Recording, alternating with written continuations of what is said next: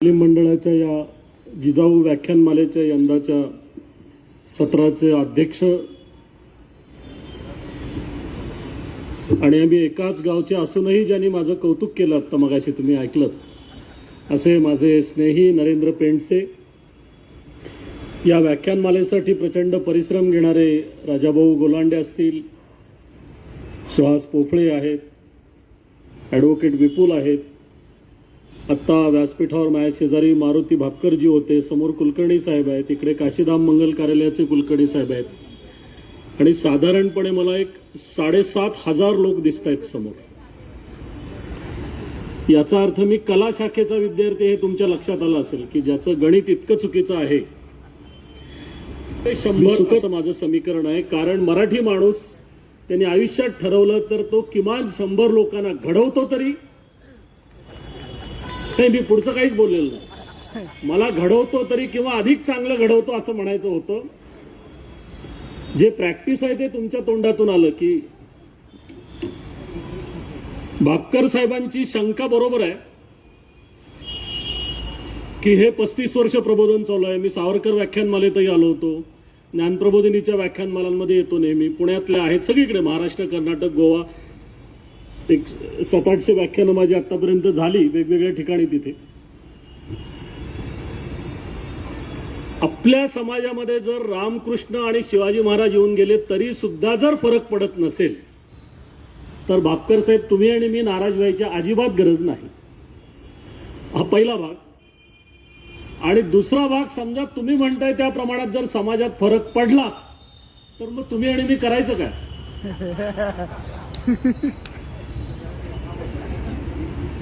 त्यामुळे हा मनातनं हे काढून टाकूया की असं नाहीये. मी तुम्हाला 10% हा इतिहासातला आकडा सांगतो आणि तो कुटुंबापासून ते राष्ट्रापर्यंत सगळ्याला लागू आहे. तुम्ही इतिहास काळातही बघा, 10% लोकच जे सर्वसामान्य गरीब लोक आहेत इथपासून ते वेगवेगळ्या पदांवरचे असे 10 ते 12%, 15% जास्तीत जास्त हेच लोक समाज चालवत असतात. इतकेच लोक आपापल्या व्यवसायात प्रामाणिकपणे काम करत असतात. इतकेच लोक शाळेमध्ये खऱ्या अर्थाने आदर्श शिक्षक म्हणून काम करत असतात. तुम्ही घरातला आकडा काढला तरी सुद्धा तो 15%च्या वर जाणार येणार नाही. घरातल्या जर सगळ्यांनीच काम आणि चांगलं काम केलं असतं तर रोजच्या टीव्ही सिरियल तयारच झाल्या नसत्या, त्याची गरजच लागली नसते. त्यामुळे हे प्रमाण अनादिकालापासून एवढं आहे. तुमची आणि माझी जबाबदारी आहे आणि आपल्या सगळ्यांचीच की ते प्रमाण कमी होता कामा नये. कुठल्याही परिस्थितीत ते वाढत राहिलं पाहिजे. त्याचं कारण जे आव्हान पूर्वीच्या काळी नव्हतं ते सगळ्यात मोठं आव्हान आता असं आहे आणि त्या आव्हानापुढे सगळं जग थकलेलं आहे. या आव्हानापुढे हे कसं चालवायचं याचा उपयोग चांगला पण आहे. तर मी नेहमी सगळे तरुण मित्र ज्या ठिकाणी आहेत, आता वयवर्ष 70-80 हे तरुणमध्येच येतात कारण आपली आयुर्मर्यादा वाढलेली असल्यामुळे. तर माझं नेहमी सांगणं आहे, आयुष्यात सोपं आहे. आपण आत्ता इथे बसल्या क्षणी 10 सेल्फी काढतो, पण त्या सेल्फी मधला जो माणूस आहे म्हणजे आपण स्वतः आहोत त्याची एक इमेज तयार होणं आपल्या घरात, समाजात. 35 वर्ष किंवा पोफळे साहेब इतकं काम करतायत, याची एक जी प्रतिमा तयार झालेली आहे ती तयार झालेली प्रतिमा टिकवणं इमेज तयार करण्यापेक्षा अजून अवघड. त्यामुळं सेल्फी काढताना हे लक्षात घ्यायला पाहिजे की ते सहज ती टेक्नॉलॉजी आहे. त्यात आपलं ज्याच्याकडे स्मार्टफोन आहे तो प्रत्येक जण आता फोटोग्राफर झालेला आहे. त्यामुळे आता आपल्याला स्टुडिओत जाऊन फोटोला वगैरे बोलवा असं काही राहिलेलं नाही पूर्वीसारखं. मुद्दा त्याचा उपयोग कशात आहे. किंवा भापकर साहेब जे बोलत होते त्याच्यावरून परिस्थितीचं जे गांभीर्य आहे ते खरंच वाढलं, यात शंका नाही. आणि मी असं मानणाऱ्यातला पत्रकार नाही की सगळंच जे चांगलं आहे भारतातलं ते 2014 नंतर सुरू झालं किंवा सगळंच जे वाईट आहे भारतातलं ते 2014 पासून झालं. हे दोन्ही चुकीचं आहे. हे दोन्ही चुकीचं आहे. असं कुणावरही काही ज्या त्या काळानुसार ज्या त्या बऱ्या वाईट गोष्टी घडत असतात आणि त्याला केवळ राज्यकर्ते जबाबदार नाहीत, तर जगामध्ये आता आपली कॉम्पिटिशन कुणीही करू शकणार नाही अशा 150 कोटीवर पोचलेले आपण जबाबदार आहोत. केवळ कुठल्याही पक्षाच्या राज्यकर्त्यांना नाव ठेवणं हे चुकीचं आहे. हे भारतीयांच्या मनामध्ये 15 ऑगस्ट 47 नंतर एक गैरसमज झाला की आता आपण स्वतंत्र झालो. याचा अर्थ पहिलं काम काय तर भविष्यात चीन कधीतरी पुढे जाईल त्याच्या पुढे आपण गेलो पाहिजे. हे पहिलं काम 70 वर्षात सुरू झालं 47 नंतर. आणि तरी सुद्धा व्याख्यानांना येणाऱ्या लोकांची संख्या कमी का 150 कोटीच्या लोकसंख्येमध्ये हा प्रश्न आपल्याला जेव्हा भेडसावतो याचा दुसरा अर्थ की आपल्याला अजून पुढची 100 वर्ष खूप काम करायला पाहिजे. त्याचं कारण स्वातंत्र्य मिळालेला आपला देश हा स्वातंत्र्य मिळालेला देश म्हणून छोटा आहे. तो काळ कमी आहे. तो आत्ताशी 70-80 वर्ष पूर्ण झालेला काळ आहे. त्याचं कारण 12व्या शतकापासून गुलामीचीच सवय आपल्याला लागलेली होती. अशा काळात आपण आपलं अस्तित्वच विसरून गेलो होतो. तिथे आता 70-80 वर्षामध्ये तरी सुद्धा 150 कोटी जनता, खंडप्राय देश, सगळ्या प्रकारचं हवामान, राज्यघटनेने मान्य केलेल्या 22, प्रत्यक्षात बोलल्या जाणारे 1600 लोकभाषा आपल्या देशात बोलल्या जातात. हे सगळं वैविध्य, विसंगती, वैचित्र्य लक्षात घेऊन सुद्धा हा देश आज आणि गेल्या अनेक वर्षांपासून, तो केवळ मी म्हणतो तसं 2014 नाही, त्याच्या आधीपासून सुद्धा 2014 नंतर त्याचा वेग कदाचित वाढला असेल. हा देश आज जगातल्या भल्या भल्या देशांना आपला स्पर्धक वाटू लागलेला आहे. आणि त्याही पुढे जाऊन भारताची स्वतःची भूमिका ही स्पर्धक नाही तर विश्वगुरू होण्याची आहे. मला असं वाटतं की एवढी मोठी जबाबदारी ही केवळ मोदी साहेबांच्यावर नाही, ती तुमच्या आणि माझ्यावर आहे. आणि यासाठी वेगळं काही करायचं नाही. आपण जे स्वतः ठरवलेलं काम आहे ते काम प्रामाणिकपणे करणं याचाच अर्थ देशभक्ती. त्यासाठी वेगळं काही जाऊन प्रत्येकाने सीमेवर लढायला पाहिजे असं अजिबात नाही. मग आता मी जे काम करतो त्याचा काही माझ्या स्वतःबरोबर, कुटुंबाबरोबर देशाला उपयोग आहे का याचा विचार मात्र आपण केला पाहिजे. बापकर साहेब, वर्षानुवर्ष तुम्ही ज्या क्षेत्रात काम करताय त्यामुळे ज्याला थँकलेस जॉब आपण म्हणतो की हे करून काय उपयोग नाही, त्याचं वर्णन हिंदीमध्ये एका कवीने फार छान केलंय. फूल कहता है चमन बदला है, फूल कहता है चमन बदला है, पंछी कहता है गगन बदला है, मगर शमशान की खामोशी कहती है लाश वही है, सिर्फ कफन बदला है. आणि हे दुर्दैव आपल्याकडे आहे ते. मग तरी सुद्धा तुम्ही आणि मी एकत्र कशासाठी येतो? 5 दिवस आपले रोजचे घरून येणं जाणं, इथला वेळ असे 3 तास सरासरी आपण जे काही 200-300 लोक घालवतो, 600 तास रोजचे असे 5 दिवस, असे 3000 तास तुमच्या आणि माझे जे जात आहेत त्यातनं काही साध्य होणार नसेल तर हे मॅन अवर्स हे वेस्ट आहेत. म्हणजे आम्हाला ते पूर्वी पुण्यातल्या काही जुन्या संस्था होत्या, तर मी बाबासाहेब पुरंदरेंना एकदा विचारलं की इथे ठराविक वयातलीच मंडळी अमुकच वेळा येऊन का बसतात? तर ते म्हणाले एकतर घरात सुनबाई शिव्या घालतात म्हणून, किंवा घरात ढेकून जास्त झालेत तेव्हा चांगल्या जागी बसावं म्हणून. त्यातल्या गमतीचा भाग सोडून देऊया, पण मुळातच आज आपल्या स्वतःच्या कुटुंबामध्ये सुद्धा आपण एकमेकाचं ऐकावं ही भावनाच कमी झाली. मग तिथे कोण कुठले देशपांडे पुण्यात येणार आणि आम्हाला सांगणार आदर्श बिदर्श, ते ऐकायला जाऊन ट्रॅफिकमधनं एवढ्या 3 तास काढा. मी सगळ्या महिला वर्गाचे विशेषतः आभार मानतो, कारण हा प्राईम टाइम आहे खरं तर त्यांच्या दृष्टीनं. आत्ता संध्याकाळी 6:30-7 नंतर 9 पर्यंत, आणि मराठीमध्ये सिरियल चुकली तर मग हिंदीपर्यंत, आणि लाईट गेली तर रिपीट टेलिकास्ट उद्या सकाळी, असं जे काही प्रत्येकाचं टाइम टेबल ठरलेलं असतं. पण आपण विशेषतः हे संध्याकाळचा वेळ आवर्जून यासाठी येत आहे. हे आपले आभार यासाठी की हा संस्कार त्या कुटुंबातल्या लहान मोठ्या लोकांच्यावरती हळूहळू व्हायला लागेल. जर दगडावरती सुद्धा आपण पाणी ओतत राहिलो तर दगडाला पाझर फुटतो, तर मग माणसाला केव्हा ना केव्हा तरी फुटणार. या आशेवरती तुम्ही आणि मी राहायला अजिबात हरकत नाही. अजून जोपर्यंत सूर्य रोज उगवतो, सरकार कुठलंही असलं तरी तो पूर्वेलाच उगवतो, पश्चिमेलाच मावळतो, तोपर्यंत आपण घाबरायचं कारण नाहीये. आता दुर्दैवाने आपल्या सगळ्या पृथ्वीवरच्या 700-800 कोटी लोकांच्यामुळे सूर्य उगवेलच का नाही अशी परिस्थिती मात्र भविष्यात येणार आहे. त्याच्या दृष्टीनं आपली तयारी पाहिजे, एवढं मात्र नक्की आहे. त्यामुळे मी हा विषय यासाठी घेतला की एकीकडे अशी तक्रार, मगाशी तुम्ही म्हटलात तसं की हे पुलंचं वाक्य होतं पूर्वी की ज्यांचे पाय धरावेत अशी माणसं आज नाही आहेत. मी आडनावापुरता देशपांडे असूनही सांगतो, आणि जसं नरेंद्र पेंडसे आणि आम्ही गाववाले तसे पुलं आमच्या शेजारच्या गावचे, तिथून 1 तासावरचे. चंदगड म्हणून बेळगावच्या जवळचा तालुका आहे, त्यातलं एक जंगमहट्टी नावाचं मूळ गाव आहे. तिथे धरण झाल्यामुळे ते विस्थापित झालंय. पुलंचं मूळ गाव ते आहे. आणि मग त्यांच्या आईकडून आजोळा ते कारवार आहे, दुभाषी. पण पुलंचे आजोबा हे मुंबईमध्ये राहिल्यामुळे पुलं हे मुंबईकर, नंतर पुणेकर, आणि कॅसेट आपण ऐकल्या तर मग ते नागपूरकर पण होतात मध्येच. असं सगळं पुलं जिथे जिथे जगभरात मराठी माणसं आहेत त्या सगळ्यांचे झाले. पण ते पुलंनी त्यावेळच्या जागतिक मराठी परिषदेमध्ये जिथे तर्कतीर्थांपासून कुसुमाग्रजांपर्यंत अशी सगळी मान्यवर बसली होती, त्यावेळा ते म्हणाले की असे सगळे एकत्र आलेत आणि ज्यांचे पाय धरावेत अशी माणसं आज इथं आलीत वगैरे वगैरे. माझं म्हणणं, पुलंनी त्या काळात म्हटलं असेल त्याही पेक्षा हे प्रमाण आज वाढलेलं आहे की ज्यांचे पाय धरावेत अशी माणसं आजही मोठ्या संख्येनं आहेत. ती सामान्य भाजीवाल्या बाईपासून ते देशाच्या मंत्री स्तरावरती काम करणाऱ्या सर्व पक्षीय, सर्व जाती, धर्म, पंथ, प्रांत, भाषा सगळीकडे आहे. त्यामुळे असं मुळातच आपण म्हणायला नको की आदर्श नाहीत. आदर्श नक्की आहेत. आत्ता समाज म्हणून तुम्हाला आणि मला जो सामूहिक मोतीबिंदू झालेला आहे त्यामुळे ते आदर्श आपल्याला दिसत नाहीत, ते जाणवत नाहीत. त्यांच्यातला आदर्शपणा आणि हे सामूहिक मोतीबिंदू आहे. मी एकट्या दुकट्याला म्हणत नाही. तो समाज म्हणून, देश म्हणून आपल्याला जो झालेला आहे तो पडदा डोळ्यावरचा काढायला पाहिजे. आदर्श असणं आणि यशस्वी असणं याच्यात फार फरक आहे. विशेषतः आर्थिकदृष्ट्या यश, मग तो मटकावाला सुद्धा असतो, यशस्वीच असतो. आणि प्रामाणिकपणे मटक्यावाले इतका विश्वासार्ह उद्योग पूर्वीच्या काळात कुणीच करत नव्हतं. एका चिठ्ठीवर सही नाही, शिक्का नाही, स्टॅम्प नाही, काय नाही.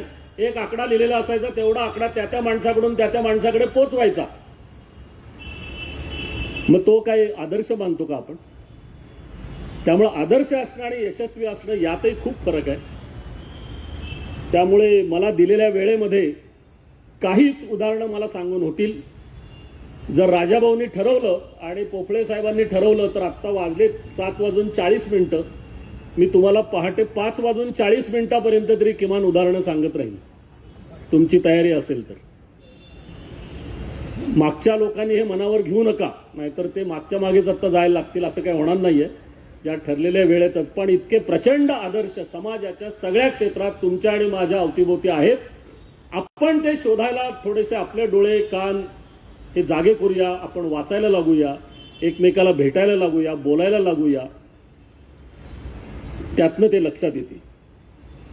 काल मला वाटतं संदीप तापकीरांचं व्याख्यान होतं आणि ते शिवचरित्राच्या संदर्भात कदाचित काही बोलले असतील. त्यातला पत्रव्यवहार आणि या संदर्भातला तो त्यांचा अभ्यास आहे. अर्थातच शिवाजी महाराजांची प्रतिमा पण आहे, विठ्ठल रखुमाईची पण प्रतिमा आहे. आणि माझ्या जन्माच्या आधीपासून इतिहास संशोधक शिवशाहीर बाबासाहेब पुरंदरे यांचा संपर्क माझ्या कुटुंबियांशी असल्यामुळे आणि मग नंतर मी पुण्यात आल्यानंतर गेल्या 35 वर्षात त्यांच्या अखेरच्या श्वासापर्यंतचा आणि बाबासाहेबांचं अधिकृत चरित्र लिहिण्याचं भाग्य मिळाल्यामुळे की हा सुदैवाने मगाशी सांगताना कदाचित ते व्याख्यानाला वेळ होते म्हणून बोलायचे राहिले असतील. पण मला जे भाग्य मिळालं ते हे आदर्श वेगळे कुठले सांगायचीच गरज नाही. अशा आदर्शांच्या बरोबरच आयुष्यभर राहायचं भाग्य हे माझे आई वडील, शिक्षक आणि आपल्यासारख्या ज्येष्ठांच्या पुण्याईमुळे आणि आशीर्वादामुळे मिळालं असं मला वाटतं. त्यातले एक बाबासाहेब पुरंदरे. त्यांचं जवळजवळ चरित्राचं काम मी 11 वर्ष केलं. ते झाल्यानंतर ज्येष्ठ शास्त्रज्ञ डॉक्टर रघुनाथ माशेलकरांचं चरित्र मी 12 वर्ष लिहित होतो. मधल्या काळात नरेंद्र आणि सगळेच सांगतील की आमचेच गाववाले ज्येष्ठ साहित्यिक, वडिलांचे माया शाळा सोबती, ज्यांचा सहवास दीर्घकाळ लाभला आणि दुर्दैवाने गोव्यामध्ये माझ्याच मांडीवर त्यांचा प्राण गेला असे मृत्युंजयकार शिवाजीराव सावंत, त्यांचं चरित्र लिहिता आलं. असे अनेक.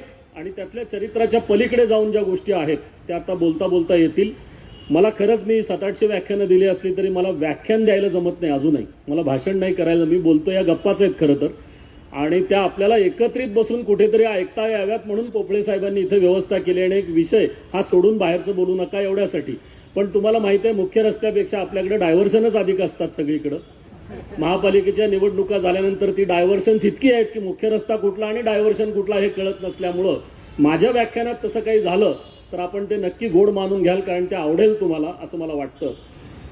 म्हणून मी शिवाजी महाराजांच्याबद्दल तर बोलणार आहे, पण कदाचित ते काल बोललं गेलं नसेल असं महाराजांच्या आयुष्यातल्या काही गोष्टी ज्याच्यामुळे महाराजांनी उभी केलेली माणसं सुद्धा कशी आदर्श होती आणि फक्त 50 वर्षाच्या आयुष्यामध्ये आधीच्या शेकडो वर्षांची गुलामी आपल्या मनातून काढून टाकून पुढची स्वातंत्र्याची प्रेरणा देण्याचं काम एकाच वेळा परकीय 8 शत्रू आणि ते कमी म्हणून काय सगळे घरातले शत्रू यांच्या बरोबर सामना करत या राजानं, या माणसानं, तुमचं आणि माझं एकेका आपण दैवत मानतो या माणसाने काय काम केलंय याची नुसती झलक बघायची झाली तर तुमचा आणि माझा जन्म पुरे होणार नाही.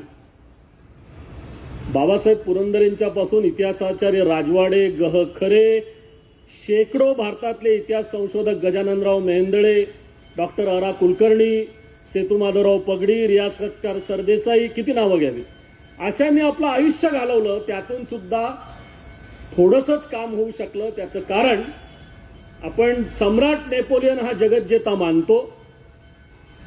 नेपोलियनवरती एकूण जगभरात 2,48,000 ग्रंथ तयार झालेले आहेत आणि फ्रेंच सरकारनं डिक्लेअर केलंय की आता नेपोलियनवर कोणत्याही अंगाने लिहायचं शिल्लक नाही. महाराजांवरती अधिकृतपणे 2.5 लाख पानं तरी लिहिली गेली असतील का की ज्यातनं तुम्हाला आणि मला ते कळेल. एकेका संशोधन संस्थेमध्ये आजही 26,000 रुमाल, ज्याला आपण बाड म्हणतो, अशी बाडं अजून उघडायची आहेत मराठा इतिहासामध्ये.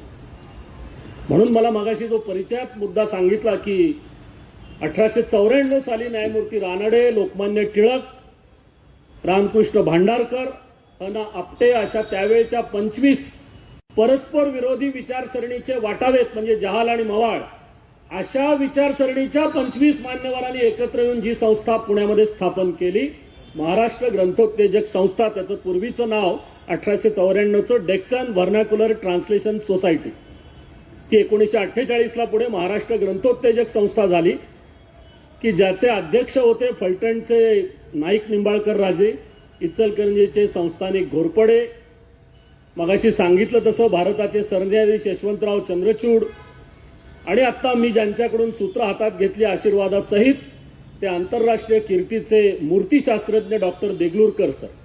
ते गेली 12 वर्ष त्या संस्थेचे अध्यक्ष होते. आणि या संस्थेचं महत्व काय असेल तर पुण्यामधलं जे भारत इतिहास संशोधक मंडळ आहे की जे 1910ला स्थापन झालं, त्याच्या आधी 10 वर्ष म्हणजे 1900 साली इतिहासाचार्य राजवाडेंचं निधन झालं. त्या राजवाडेंनी जे स्थापन केलेलं मंडळ ते 100 उलटलेलं. ज्या इतिहासाचार्य राजवाडेंनी मराठ्यांच्या इतिहासाची साधनं असे 22 खंड तयार केले, ज्या रानडेंनी पहिल्यांदा राईज ऑफ मराठा पॉवर या नावाचा इंग्रजीमधला अद्वितीय ग्रंथ लिहिला ज्याच्यामुळे मग शिवकालीन इतिहास पुढे यायला लागला, ते इतिहासाचार्य राजवाडे, भारतरत्न डॉक्टर पा वा काणे ज्यांचं महाभारत आणि प्राचीन भारतीय संस्कृतीवरचं संशोधन महत्वाचं आहे, इथे भांडारकरमध्ये केलं. इंदिरा गांधी पंतप्रधान असताना त्यांना भारतरत्न देण्यात आलं होतं. साने गुरुजी, कवी केशवसूत, भारत आंबे, श्रीम माटे, तुम्ही अशी कोणी त्या पिढीतली नावं घ्या, अशांच्या पहिल्या ग्रंथाचं परीक्षण ज्या संस्थेने केलं आणि त्यांना पहिला पुरस्कार दिला अशी ती संस्था आहे ज्याचं अध्यक्षपद मला फार लहान वयात आत्ता मिळालं. आणि मी माझं भाग्य यासाठी समजतो की हे अध्यक्षपद म्हणजे आता काय कामांची जबाबदारी आणि काय परंपरा चालवायची आहे त्याचं भान म्हणून ते दरवेळा खरं तर प्रेशर येतं. इतकं मोठं काम या सगळ्या मंडळींनी केलेलं आहे. त्या सगळ्यांच्या प्रेरणा हे छत्रपती शिवाजी महाराज. 12व्या शतकामध्ये ज्या अल्लाउद्दीन खिलजीचं आणि सगळी इस्लामिक आक्रमणं आपल्यावर सुरू झाली, देवगिरीच्या राजा रामदेवरायांनी आपली मुलगी दिली त्याला आणि प्रतिकार करू नये म्हणून आपल्या मुलाला निरोप पाठवला की प्रतिकार करण्यात काय अर्थ नाही. असा पिचलेला, असा हरलेला भारत आणि मग आक्रमणांची आक्रमणं अशी होत होत होत 16व्या शतकापर्यंत येतो आणि मग 1630ला शिवनेरीवरती एक प्रकाश पडतो आणि पुढच्या अवघ्या 50 वर्षामध्ये जगातल्या सगळ्या सेनापतींनी, पॉलिसी मेकर्सनी, ॲडमिनिस्ट्रेटर्सनी, डेव्हलपमेंट ज्यांना करायचे त्या लोकांनी, मिलिटरीमधल्या लोकांनी, प्रशासनातल्या लोकांनी ज्यांचा आदर्श समोर ठेवावा असा एक राजा 16व्या वर्षी पहिला किल्ला घेतो आणि त्यानंतर शेवटचा देह रायगडावर ठेवणी, प्रशासनातल्या लोकांनी ज्यांचा आदर्श समोर ठेवावा असा एक राजा 16व्या वर्षी पहिला किल्ला घेतो आणि त्यानंतर शेवटचा देह रायगडावर ठेवीपर्यंत 50 वर्षाच्या आयुष्यात जे काही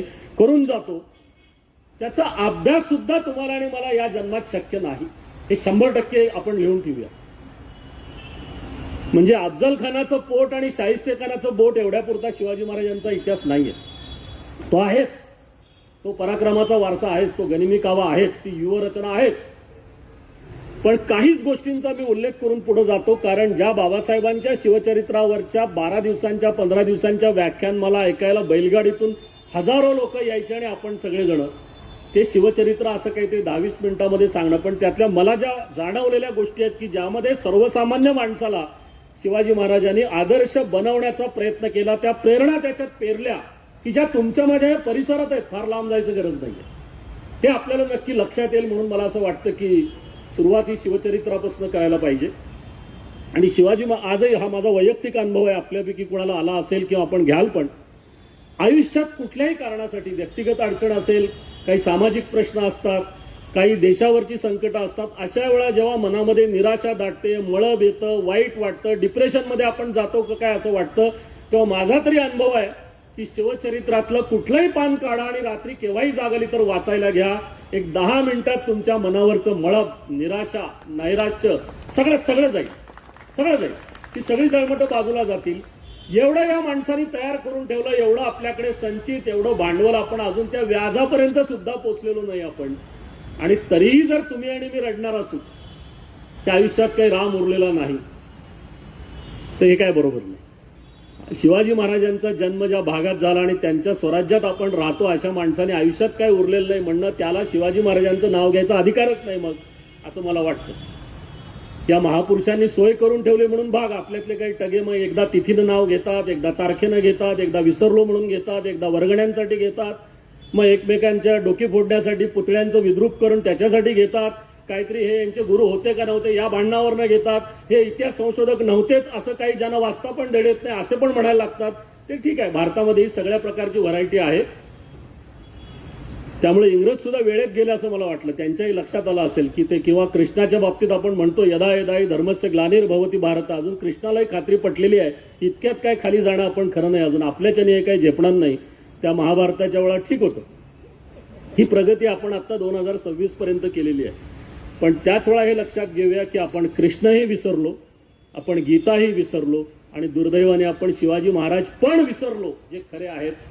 आपण जयंत्या पुण्यतिथ्या फक्त करतो. त्यामुळं मग तुम्हाला आणि माझ्या आयुष्यामध्ये या देशासमोरची जी आव्हानं आहेत ती 2च उत्तरं त्याच्यावरती आहेत. खरं तर वेगळी आहेत अनेक, पण या दोन्हीमध्ये सगळीच उत्तरं आहेत. त्यामुळे शिवचरित्र हे आजही आणि पुढची जसं सूर्यचंद्र आहे तोपर्यंत हे प्रेरणादायी राहणारच आहे. त्यातल्या नवनव्या प्रेरणा ह्या तुम्ही आणि मी आपल्या पुढच्या पिढ्यांपर्यंत, नातवंडांच्या पर्यंत, आपली जी लहान पुढच्या पिढ्या असतील त्यांच्यापर्यंत पोहोचवण्याचं काम, कर्तव्य हे तुमचं आणि माझं आहे. त्याच्यात जर तुम्ही आणि मी कमी पडणार असू तर पुढच्या पिढ्यांना दोष द्यायचा अजिबात गरज नाही. मी 1 मिनिटाचं पहिलं डायव्हर्शन घेऊन येतो, म्हणजे मग तुम्हाला लक्षात येईल की शिवाजी महाराज आपण का विसरतो.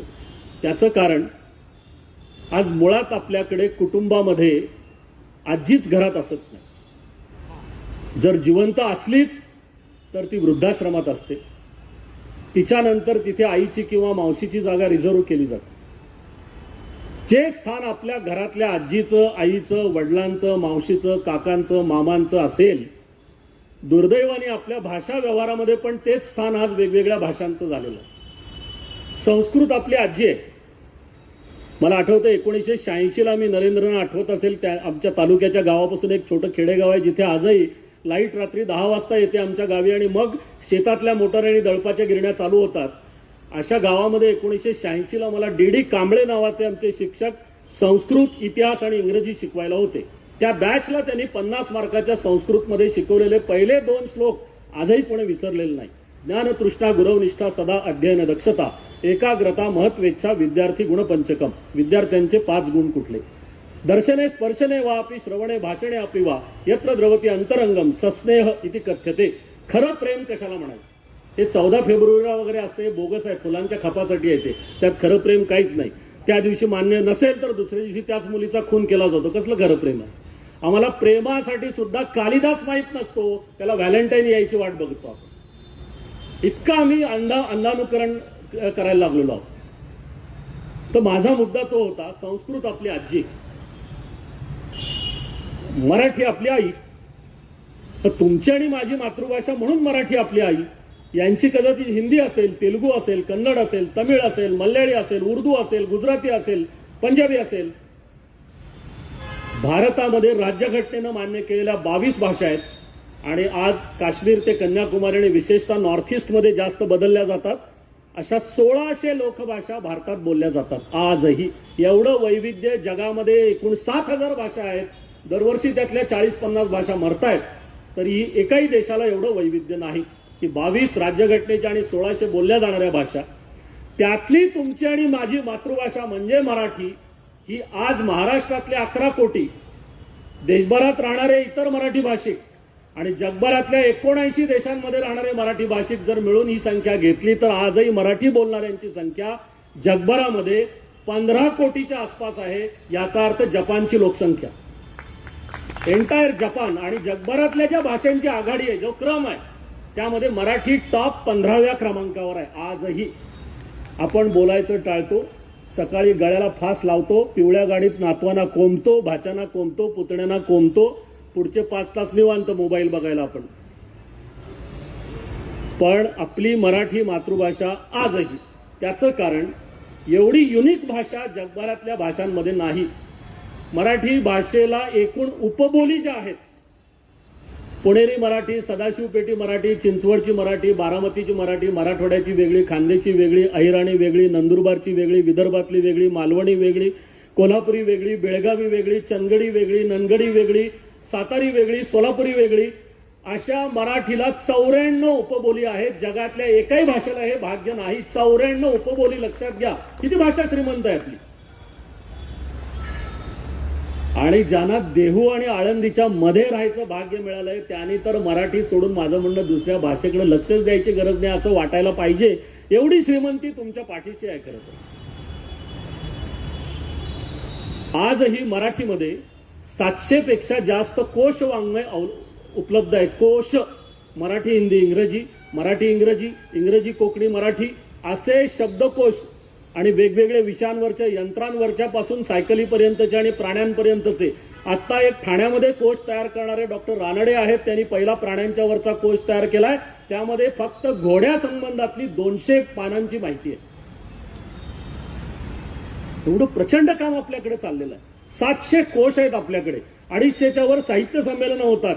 मराठीमध्ये दरवर्षी प्रसिद्ध होणारे 700 ते 800 दिवाळी अंक हे भारतातल्या एकाही भाषेमध्ये होत नाहीत. एवढी साहित्य संमेलनं एकाही भाषेत होत नाहीत. दरवर्षी मराठीमध्ये 3000च्या वरती पुस्तकं प्रकाशित होतात आजही. तरी मराठीची अवस्था काय आपण बघतो. कारण भीती ती आहे की आजीला आधी वृद्धाश्रमात पाठवलं आणि तरी विसंगती ही आहे की भारतामध्ये आज सुद्धा संस्कृत भाषेची जेवढी विद्यापीठ आहेत तेवढी दुसऱ्या भाषेची विद्यापीठं नाहीत. महाराष्ट्रामध्ये मराठी भाषेचं विद्यापीठ आता रिद्धिपूरला जे चालू आहे अमरावती जिल्ह्यामध्ये, ते व्हायला फडणवीस सरकार यावं लागलं पुन्हा. आम्ही महाराष्ट्राची स्थापना 60 साली झाली म्हणतो. मराठीचं विद्यापीठ नव्हतं, आता ते काम सुरू झालेलं. एवढं मराठीचं वैभव आहे लक्षात. तरी आम्हाला आज काळजी का वाटते, कारण तो वरवंटा जो इंग्रजीचा आहे. म्हणून संस्कृत आपली आजी, मराठी सहित सगळ्या या भाषा आपल्या ज्याची त्याची आई. मग मराठी मातृभाषा असेल तर हिंदी आपली कोण, असा प्रश्न आपल्याला पडतो. मला असं वाटतं हिंदी आपली मावशी आहे, कन्नड आपली मावशी आहे, उर्दू आपली मावशी आहे. मराठीत एक छान म्हण आहे, माय मरो आणि मावशी जगो. नव्या पिढीला याचा अर्थ व्यवस्थित समजावून सांगा. याचा अर्थ नवी पिढी आई मेली पाहिजे असा घेतो, तसा अर्थ नाही. दुर्दैवाने जर आई गेलीच तर तेवढी जवळची व्यक्ती, आपुलकी असणारी व्यक्ती, प्रेम देणारी व्यक्ती, जिव्हाळा असणारी व्यक्ती, काळजी घेणारी व्यक्ती म्हणजे मावशी. म्हणून मराठीमध्ये माय मरो आणि मावशी जगो अशी म्हण आहे. मराठीमधली म्हणी, मराठीमधले सुविचार, मराठीमधली ओव्या आणि मराठीमधल्या शिव्या सुद्धा नव्या पिढीला माहीत असायला पाहिजेत. मी मूळचा कोल्हापूरचा आहे, त्यामुळं प्रेग्नन्सी पिरियडमध्येच आमची ही तयारी आणि होमवर्क झालेला असतो, कारण तेच कानावर पडलेलं असतं. एबीसी आणि अबक हे नंतर जन्म झाल्यावर, त्याच्या आधी जे गर्भसंस्कार झालेले असतात त्यामध्ये संस्कारच हा की दिलेली एक शिवी रिपीट करायची नाही, एवढा खजिना तिथे आहे. मी 30 वर्ष पुण्यात राहतो, चुकून ट्रॅफिकमध्ये आता काय आपण रामरक्षा म्हणत नाही ना, समोरनं अंगावर कोण आला तर काय रामरक्षा म्हणायला लागतो का आपण? काहीतरी जातच तोंडातनं. पण ते पुण्यातल्या मंडळींना ते कळतच नाही, त्याचा अर्थ समजावून सांगायला तर त्याला बाजूला तासभर घेऊन बसायला लागेल. एवढा एखाद्या शिवीमध्ये 3.5 अक्षराची शिवी कोकणामध्ये आई, सख्खी आई सख्ख्या मुलाला प्रेमानं हाक मारते ती शिवी देऊन, तीच शिवी घाट चढून वर आला तर खून पडतात. काय मराठी भाषेची ताकद आहे बघ, एकच शिवी आहे. मग कोकणात दिल्यावरती प्रेमानं आहे आणि घाटावर आल्यानंतर खून पडतो त्याच्यावरून. अशी 3.5 अक्षराची शिवी आहे. नंतर आपण गेला की त्याचा शोध घ्या. आमच्या नव्या पिढीला शिव्या सुद्धा माहित नाहीत. ओव्या तर राहिल्या बाजूला. ज्या बहिणाबाईंच्या शाळेमध्ये नसताना त्या गेलेल्या मन वढाय वढाय उभ्या पिकातलं ढोर, किती हकला हकला पुन्हा येई पिकावर, अशा म्हणणाऱ्या बहिणाबाई अशिक्षित होत्या. आपण त्यांना अडाणी म्हणतो, हा मूर्खपणा आहे. शिकलेले लोक जेव्हा दुसऱ्याला अडाणी म्हणतात तेव्हा ते स्वतः किती अडाणी असतात हे त्यांना कुणीतरी समजावून सांगायला लागतं. नाही तर ज्या बाईला आपण अडाणी म्हणतो तिच्या नावे आज विद्यापीठ निघाले आणि त्या विद्यापीठामधनं पदवीधर PhD धारक होतात. अडाणी कसं म्हणणार आपण? ती अशिक्षित आहे असं फार तर म्हणा, अडाणी नाही. तर या मराठीबद्दलची मात्र काळजी मी 1 मिनिटात व्यक्त करून मूळ याच्यात जातोय. त्याचं कारण संस्कृत आजी, मराठीसहित सगळ्या भाषा आपल्या आई, मावशा, अनेकांना काळजी आहे. मग आता माझा नातू जातो कॉन्व्हेंटला, माझी भाची जाते, माझ्या इच्छेविरुद्ध जातात, सुनबाई ऐकत नाही, मुलगा सुनेचंच ऐकतो, त्यामुळे माझं काही चालत नाही. आता हा प्रत्येक बाईला, जवळजवळ प्रत्येक बाईला घरात पडलेला प्रश्न असतो की माझं लग्न झाल्यावर ज्याला बदलायचा पहिली 25 वर्ष मी प्रयत्न केला आणि ज्याच्यामुळे मुलगा झाला त्याला त्याच्या 25व्या वर्षापर्यंत बदलायचा प्रयत्न केला तरी हे दोघं बदलले नाहीत. पण काल आलेल्या बाईनं या दोघांनाही बदलून टाकलं. एवढं सामर्थ्य या बाईत काय आहे? म्हणून त्या दोघांच्या मध्ये जे परस्पर विरोधी असतात त्यामुळं एकमेकाचा निर्णय हा घेतला की त्याच्या उलटाच निर्णय दुसरा घेतला जातो. त्यातून बऱ्याच ठिकाणी इंग्रजी माध्यमाच्या शाळेत टाकलं जातं. मुद्दा मराठी आपली संस्कृत आजी, मराठी आई, हिंदी सहित सगळ्या मावशा, मला असं वाटतं इंग्रजी ही शेजारच्या घरात राहणारी स्मार्ट मैत्रीण आहे. बऱ्याच जणांना जुने दिवस आठवले. वय किती झालं तरी शेवटी आहेच ते लक्षात आलं की हसू येतच आपल्याला. मैत्रीण हवी का? जरूर हवी. शेजारी हवी का? अगदी अजून बरं आहे. पण त्याच वेळी आपल्या पुढच्या पिढ्यांना याचं व्यावहारिक भान द्यायला पाहिजे की जर आजी, आई आणि मावशीला सोडून शेजारी राहणारी मैत्रीण जी जगातल्या सगळ्याच मित्रांची एका वेळी मैत्रीण आहे, अशा मैत्रिणीच्या मागे या तिघांना सोडून किती काळ लागायचं याचं व्यावहारिक भान जर तुम्ही आणि मी पुढच्या पिढ्यांना दिलं नाही तर मग हा इतिहास सांगण्याला काही अर्थ नाही. बरं, याचा अर्थ इंग्रजीला विरोध करा असं नाही. आपण इंग्रजांना विरोध केला तेवढा बास आहे. इंग्रजी उत्तमच आलं पाहिजे. मुळात भाषाशास्त्राचं तत्वच असं आहे, ज्याची मातृभाषा उत्तम आहे त्याला जगातली कुठलीही भाषा शिकणं सोपं जातं. चीनी सुद्धा मातृभाषा उत्तम पाहिजे, कारण त्याची विचार करण्याची ताकद, संकल्पना समजावून घेण्याची क्षमता ही मातृभाषेतनं विकसित झालेली असते. त्यामुळे कुठल्याही भाषा त्याला शिकणं सोपं जातं. वय वर्ष 6 पर्यंत 4 ते 5 भाषा आपली मुलं शिकू शकतात. आता त्यांना शिकवण्याजोगं भांडवल आपल्याकडे नसल्यामुळे आपण त्यांना अडाणी म्हणून शांत बैस म्हणतो, हा भाग वेगळा. कारण आपल्याकडे बाल मानसशास्त्र हा विषयच नसतो. तो फक्त D.Ed, B.Ed, M.Ed ला कुठेतरी अभ्यासाला असतो. तो पुन्हा नोकरी लागल्यावर तेही विसरून जातात. त्यामुळे लक्षात घ्या की याचा भाषेत आम्ही जर भाषाच विसरलो, आमच्या आईलाच विसरलो, आजीलाच विसरलो, मावशीलाच विसरलो, तर आम्ही आमची संस्कृती विसरतो. आम्ही आमचे खाद्यपदार्थ विसरतो. आम्ही आमच्या फॅशन्स विसरतो. आमचे सण, आमची संस्कृती, आमच्या प्रथा, चांगल्या परंपरा, आमचे उत्सव, या प्रत्येकामागे एक सायन्स आहे. विनाकारण तुळशीकट्टे समोर असावेत असं म्हटलेलं नाही आहे. हा, आता त्याला फक्त बायकांनीच पाणी घालावं हे चुकीचं आहे. पुरुषांनीही घालावं, त्यांनाही ऑक्सिजनची गरज आहे. नाहीतर मग कोरोना आल्यावर एकदम कळतं ऑक्सिजन भरायला पाहिजे म्हणून. तर ते मध्ये मध्ये असायला हरकत नाही. पण या सगळ्या प्रथा परंपरांच्या मागे आपल्याकडे सायन्स आहे. आपल्या एक एक सणाला ज्यांना माहित असेल कुणाचं कुलदैवत ती बदामीची शाकंभरी देवी जर असेल तर त्या शाकंभरीच्या नवरात्राच्या शेवटच्या दिवशी 52 भाज्या आणि 25 कोशिंबिरी करायला लागतात. याचा अर्थ काय आहे की पर्यावरणाची माहिती करून घ्या, पुढच्या पिढीला संदेश आहे. जे दिसेल ते हिरवा आणा आणि पाला त्याच्यात घाला असं नाही आहे. हे जर सिंहगडावर जाऊन चुकून भजी खायला वेळ आहे म्हणून खात बसलात तिथे, तर तिथे एक दातपाडी नावाची वनस्पती आहे. ज्यांना खर्च न करता दात पाडायचे असतील त्यांनी माहिती करून घ्या. सिंहगडला जायचा खर्च फारसा नाही आहे डेंटिस्टपेक्षा. खाल्ला की पडायला चालू. आम्ही याची माहितीच करून देत नाही नव्या पिढीला. म्हणून माझं म्हणणं मातृभाषा महत्वाची आहे. याचा अर्थ मी म्हटलं तसं हिंदी इंग्रजीला अजिबात विरोध नाही. हे डोकी फोडून घेणं भाषेवरनं अत्यंत चुकीचं आहे. आज इंग्लंडमधल्या मुलांना इंग्रजी व्याकरण शिकवायला आणि अमेरिकेतल्या मुलांना गणित भूमिती शिकवायला भारतातल्या आणि महाराष्ट्रातल्या शिक्षकांना जेवढी मागणी आहे आणि तीही तुमच्या घरात बसून नेट कॅफे, तामिळनाडूतल्या मुली पहाटे 3 तास स्वतःच्या घरातल्या नेट कॅफेवरनं या शिकवण्या घेतात आणि 1.5 लाख रुपये मानधन महिन्याला मिळवतात. ही आपली ज्ञानाची ताकद आहे, कारण त्याची मातृभाषा उत्तम. तुम्ही बघा, दक्षिण भारतात गेल्यानंतर तुम्हाला एकतर त्याची ती केरळची भाषा बोलायला लागेल, तमिळ भाषा बोलायला लागेल, तेलुगू बोलायला लागेल, कन्नड बोलायला लागेल किंवा इंग्रजी. दुसरी भाषा नाही बोलणार. तिथले मंत्री सुद्धा कुठल्याही पक्षाचे असोत ते मातृभाषेत आधी बोलतील.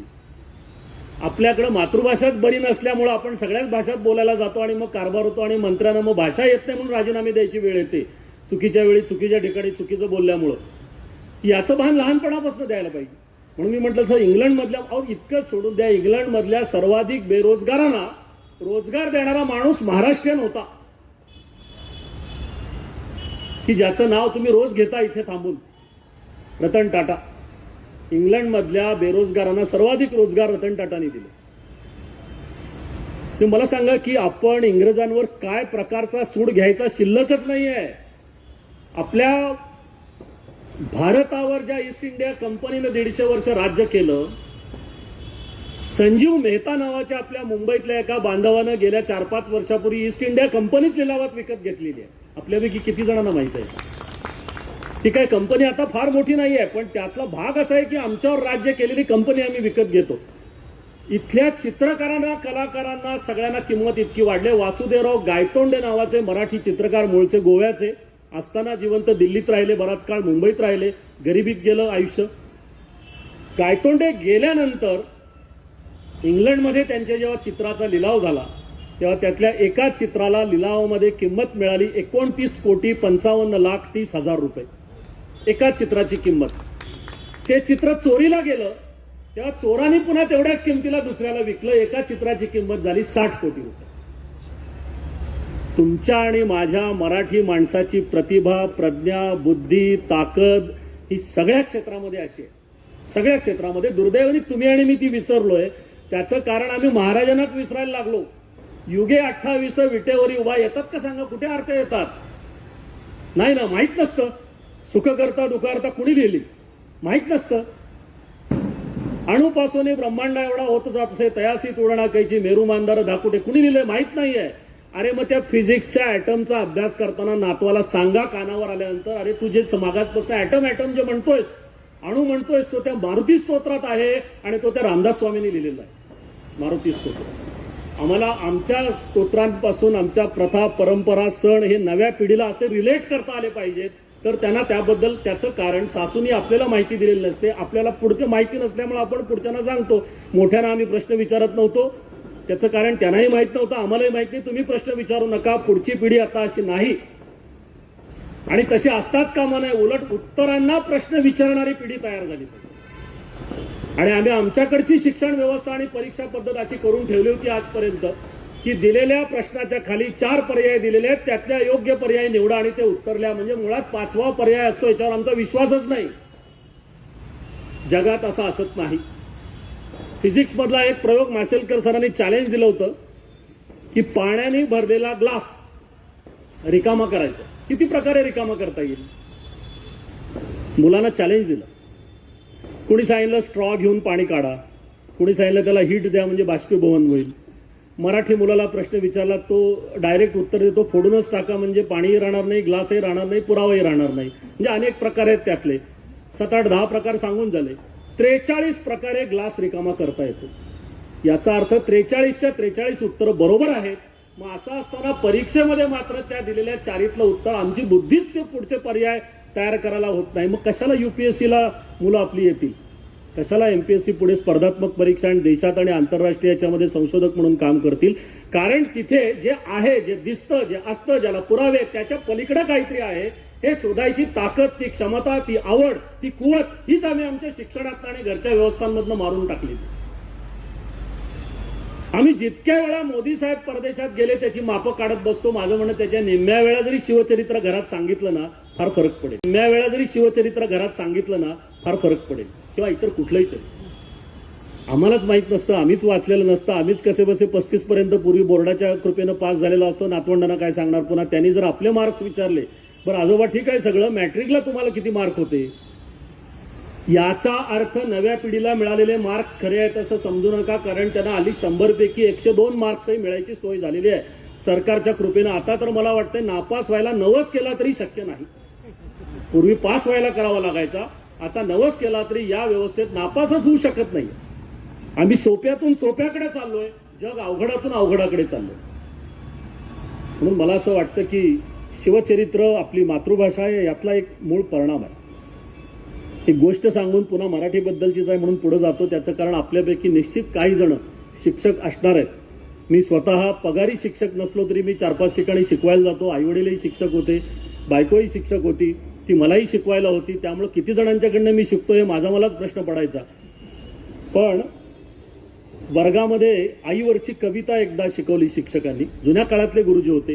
तुम्हाला माधव जुलियनांची आई पण माहीत आहे, कवी यशवंतांची पण आई माहीत आहे, तुम्हाला आता फमू शिंदेची आई पण माहीत असेल. आई म्हणजे गोठ्यातली गाय असते, वासराची माय असते, लंगड्याची आणि काय दुधावरची साय असते वगैरे वगैरे. हे अहो एकदा निदान स्वतः तरी आपल्या मुलाला म्हणून दाखवा की ही फमू शिंदेची कविता मी माझ्या आईबद्दल म्हणते किंवा म्हणतोय, की बाबा तुझ्या कधी वाटलं तर तुझ्या आईबद्दल पण म्हणत जा कधीतरी, असं त्याला समजावून सांगा. मग त्यातले शब्द, त्याचा अर्थ, त्यातलं सौंदर्य, बिटवीन द लाईन्स काय आहे, मग त्याला मराठीची मजा वाटायला लागेल.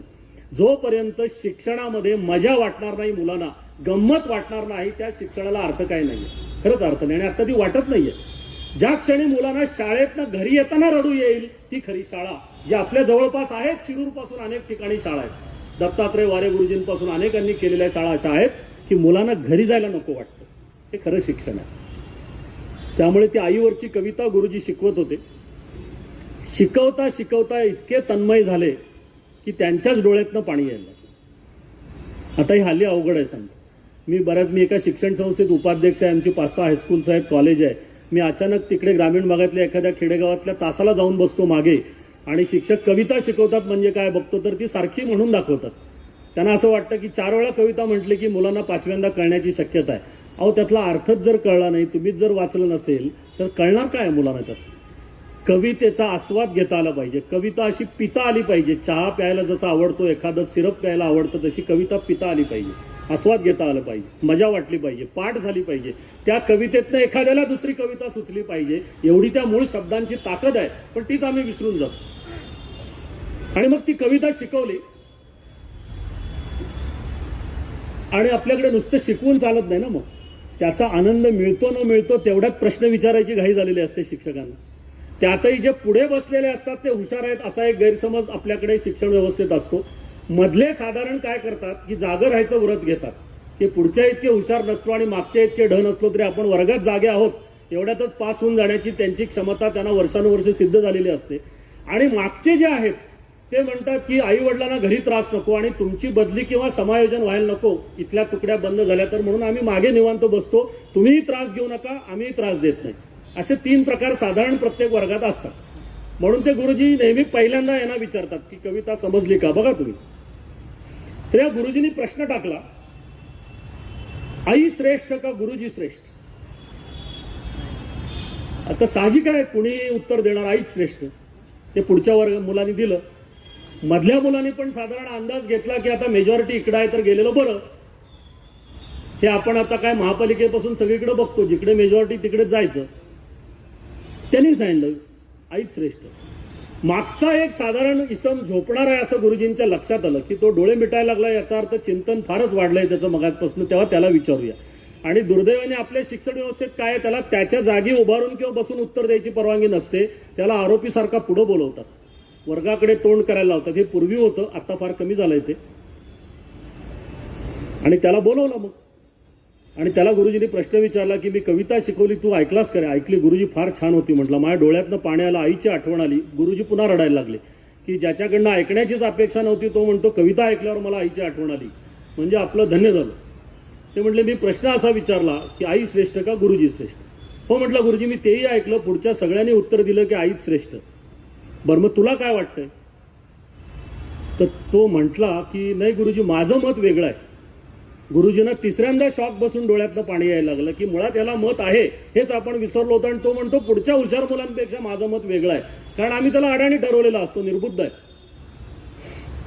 मग सांग म्हटले काय?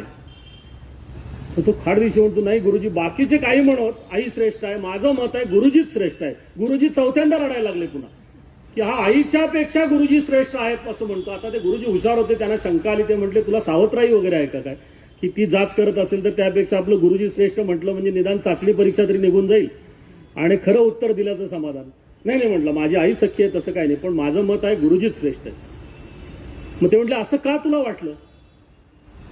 आपण शेवटच्या माणसाला निर्बुद्ध समजतो. पुढच्यानी सरदोपट दिली उत्तर, तो पुन्हा गुरुजींकडे एकदा बघायचा वर्गाकडे. खरं उत्तर मनात होतं पण देऊ का नको, आवडेल का नाही, याच्यावरनं मार्कांच्याकडे गेलो तर आधीच मी नापास होण्याबद्दलचा वकूब आहे माझा आणि पुन्हा आता अजून मार्कांनी नापास म्हणजे घराकडेच पाठवतील, काय करावं. गुरुजींच्या लक्षात नाही तुला जे वाटतंय ते उत्तर दे म्हणतो. तो म्हणतो काय आहे गुरुजी? माझं मत आहे आईपेक्षा गुरुजीच श्रेष्ठ, कारण आई एकाच वेळी फार फार तर 3 किंवा 4च मुलांना झोपवू शकते. तुम्ही का हसलात? मी काहीच बोललो नाही, पुढे काहीच बोललो नाही. त्यांना हसूच आवरेना अजून. मी जे बोललो नाही ते मी बोललोय असं गृहीत धरून ते तुमच्या लक्षात येऊन त्यावरची प्रतिक्रिया म्हणून तुम्ही हसायला लागलात. ही मातृभाषेची ताकद आहे, ही मातृभाषेची ताकद आहे. आणि याचा शिक्षणशास्त्रातला अर्थ काय?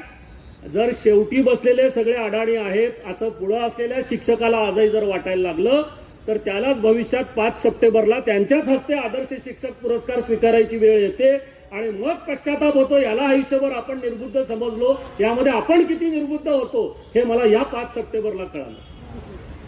तर माझं म्हणणं असं अजिबात नाही. ज्याला देवाने मन, मेंदू आणि मनगट शाबूत दिलेला आहे ती जगातली प्रत्येक व्यक्ती, प्रत्येक मुले हुशार आहेत. त्या हुशार कशात आहे जर त्याच्या आई वडिलांना, पालकांना आणि शिक्षकांना कळलं नाही वेळेत तर तो त्यांचा पराभव आहे, त्या मुलाचा नाही, हे लक्षात घ्या. आणि आता तर काही पूर्वीसारखी क्रिकेटची टीम नाही आहे हो. आता 1, 1.5, 2 मुलं. मी 1.5 एवढ्यासाठी म्हटलं, दुर्दैवानं काही जणांच्या वाटणीला ते येतं म्हणून. अशा मुलांसाठी जर तुम्ही आणि मी काही करणार नसू, आमची भविष्यातली म्हातारपणातली इन्व्हेस्टमेंट म्हणून स्वार्थी विचार करून सुद्धा जर काही करणार नसू, त्यांचे भाषा शिक्षण, त्यांची शाळा, त्यांचे संस्कार, त्यांचे खेळ, त्यांचं बोलणं, त्यांची पर्सनॅलिटी, तर मला असं वाटतं मग हे बाकी बोलण्यात अर्थ नाही. म्हणून मी मुद्दाम या गोष्टी आधी सांगितल्या, कारण शिवचरित्र हे वेगळं नाहीच आहे. जे जिजाबाईंनी केलं, जे मग शिवाजी महाराजांच्या आयुष्यात मार्गदर्शक म्हणून आले. मी गुरु हा शब्द वापरलेला नाही, कारण आपल्याकडे काय आहे की ज्यांना त्यातलं काहीच कळत नाही त्यांना एखादा शब्द घेऊन समाजामध्ये भांडणं लावायची 80-80 वर्ष झाली तरी ताकद एवढी असते महाराष्ट्रामध्ये. मग ती गुरुवरनं भांडणं लाव, वारीवरनं भांडणं लाव आणि कशावरनं, म्हणजे काय ताकदच अफाट. भांडणं लावणे, काड्या करणे, समाजामध्ये द्वेष पसरवणे, जातीभेद पाळणे हे आम्ही आजही कमी केलेलं नाही, आजही कमी केलेलं नाही. कुसुमाग्रजांची एक कविता आहे, मध्यरात्र उलटले आणि शहरातले 5 पुतळे चबुतऱ्यावर एकत्र आले आणि टिपं गाळायला लागले. मध्यरात्र उलटल्यावर शहरातले 5 पुतळे चबुतऱ्यावर एकत्र आले आणि टिपं गाळायला लागले. ज्योतिबा म्हणाले, अखेर मी ठरलो फक्त माळ्यांचा. यावर्षी ज्योतिबा फुलेंची 200वी जयंती वर्ष सुरू झालेलं आहे. मी बोलणार आहे त्याच्याबद्दल, कारण तुम्हाला आणि मला फुले फार किरकोळ पद्धतीने सांगितले जातात. फुले इतके ग्रेट होते, त्याचा ग्रेटनेस बऱ्याच सांगणाऱ्या पुढाऱ्यांना माहीत नसतो. तरी मात्र रात्री, मध्यरात्री जरी झोपायच्या आधी एकदा फुलेशाह आंबेडकर म्हणायचं. ते म्हटल्याशिवाय मला वाटतं झोप लागतच नाही. पण त्यांचे विचार समाजाच्या प्रगतीसाठीचे जे आहेत ते सांगण्याच्या ऐवजी समाजामध्ये भेद पसरवण्यासाठी त्यांची नावं घेतली जातात, तेव्हा मात्र मग वाईट वाटतं. आणि हे हयातभर करणारी माणसं अजूनही महाराष्ट्रात आहेत. काय त्यांची क्षमता आणि कपॅसिटी देवानं दिली मला माहित नाही. आजही आहेत. फुले, शाहू आंबेडकर एवढं म्हणायचं. अरे त्यांचा मोठेपणा सांगा ना, त्यांचं काम सांगा आणि तुम्ही तुमच्या आयुष्यात त्याचं काय केलं ते समाजाला सांगा. ते नाही सांगत. मध्यरात्र उलटल्यावर शहरातले सगळे पुतळे 5 पुतळे एकत्र आले चबुतरावर आणि टिपं काढायला लागले. ज्योतिबा म्हणालेले, अरे मी तर शेवटी उरलो फक्त माळ्यांचा. शिवाजी महाराज म्हणाले, मी तर फक्त मराठ्यांचा. टिळक म्हणाले, अखेर मी ठरलो फक्त चित्पावन ब्राह्मणांचा. म्हणजे नुसत्या सगळ्या ब्राह्मणांचा नाही, त्यातही चित्पावन. म्हणजे मग कराडे का देशस्थ, त्यात यजुर्वेदी का ऋग्वेदी आणि काय सारस्वत, कुडाळ देशकर, 100 प्रकार.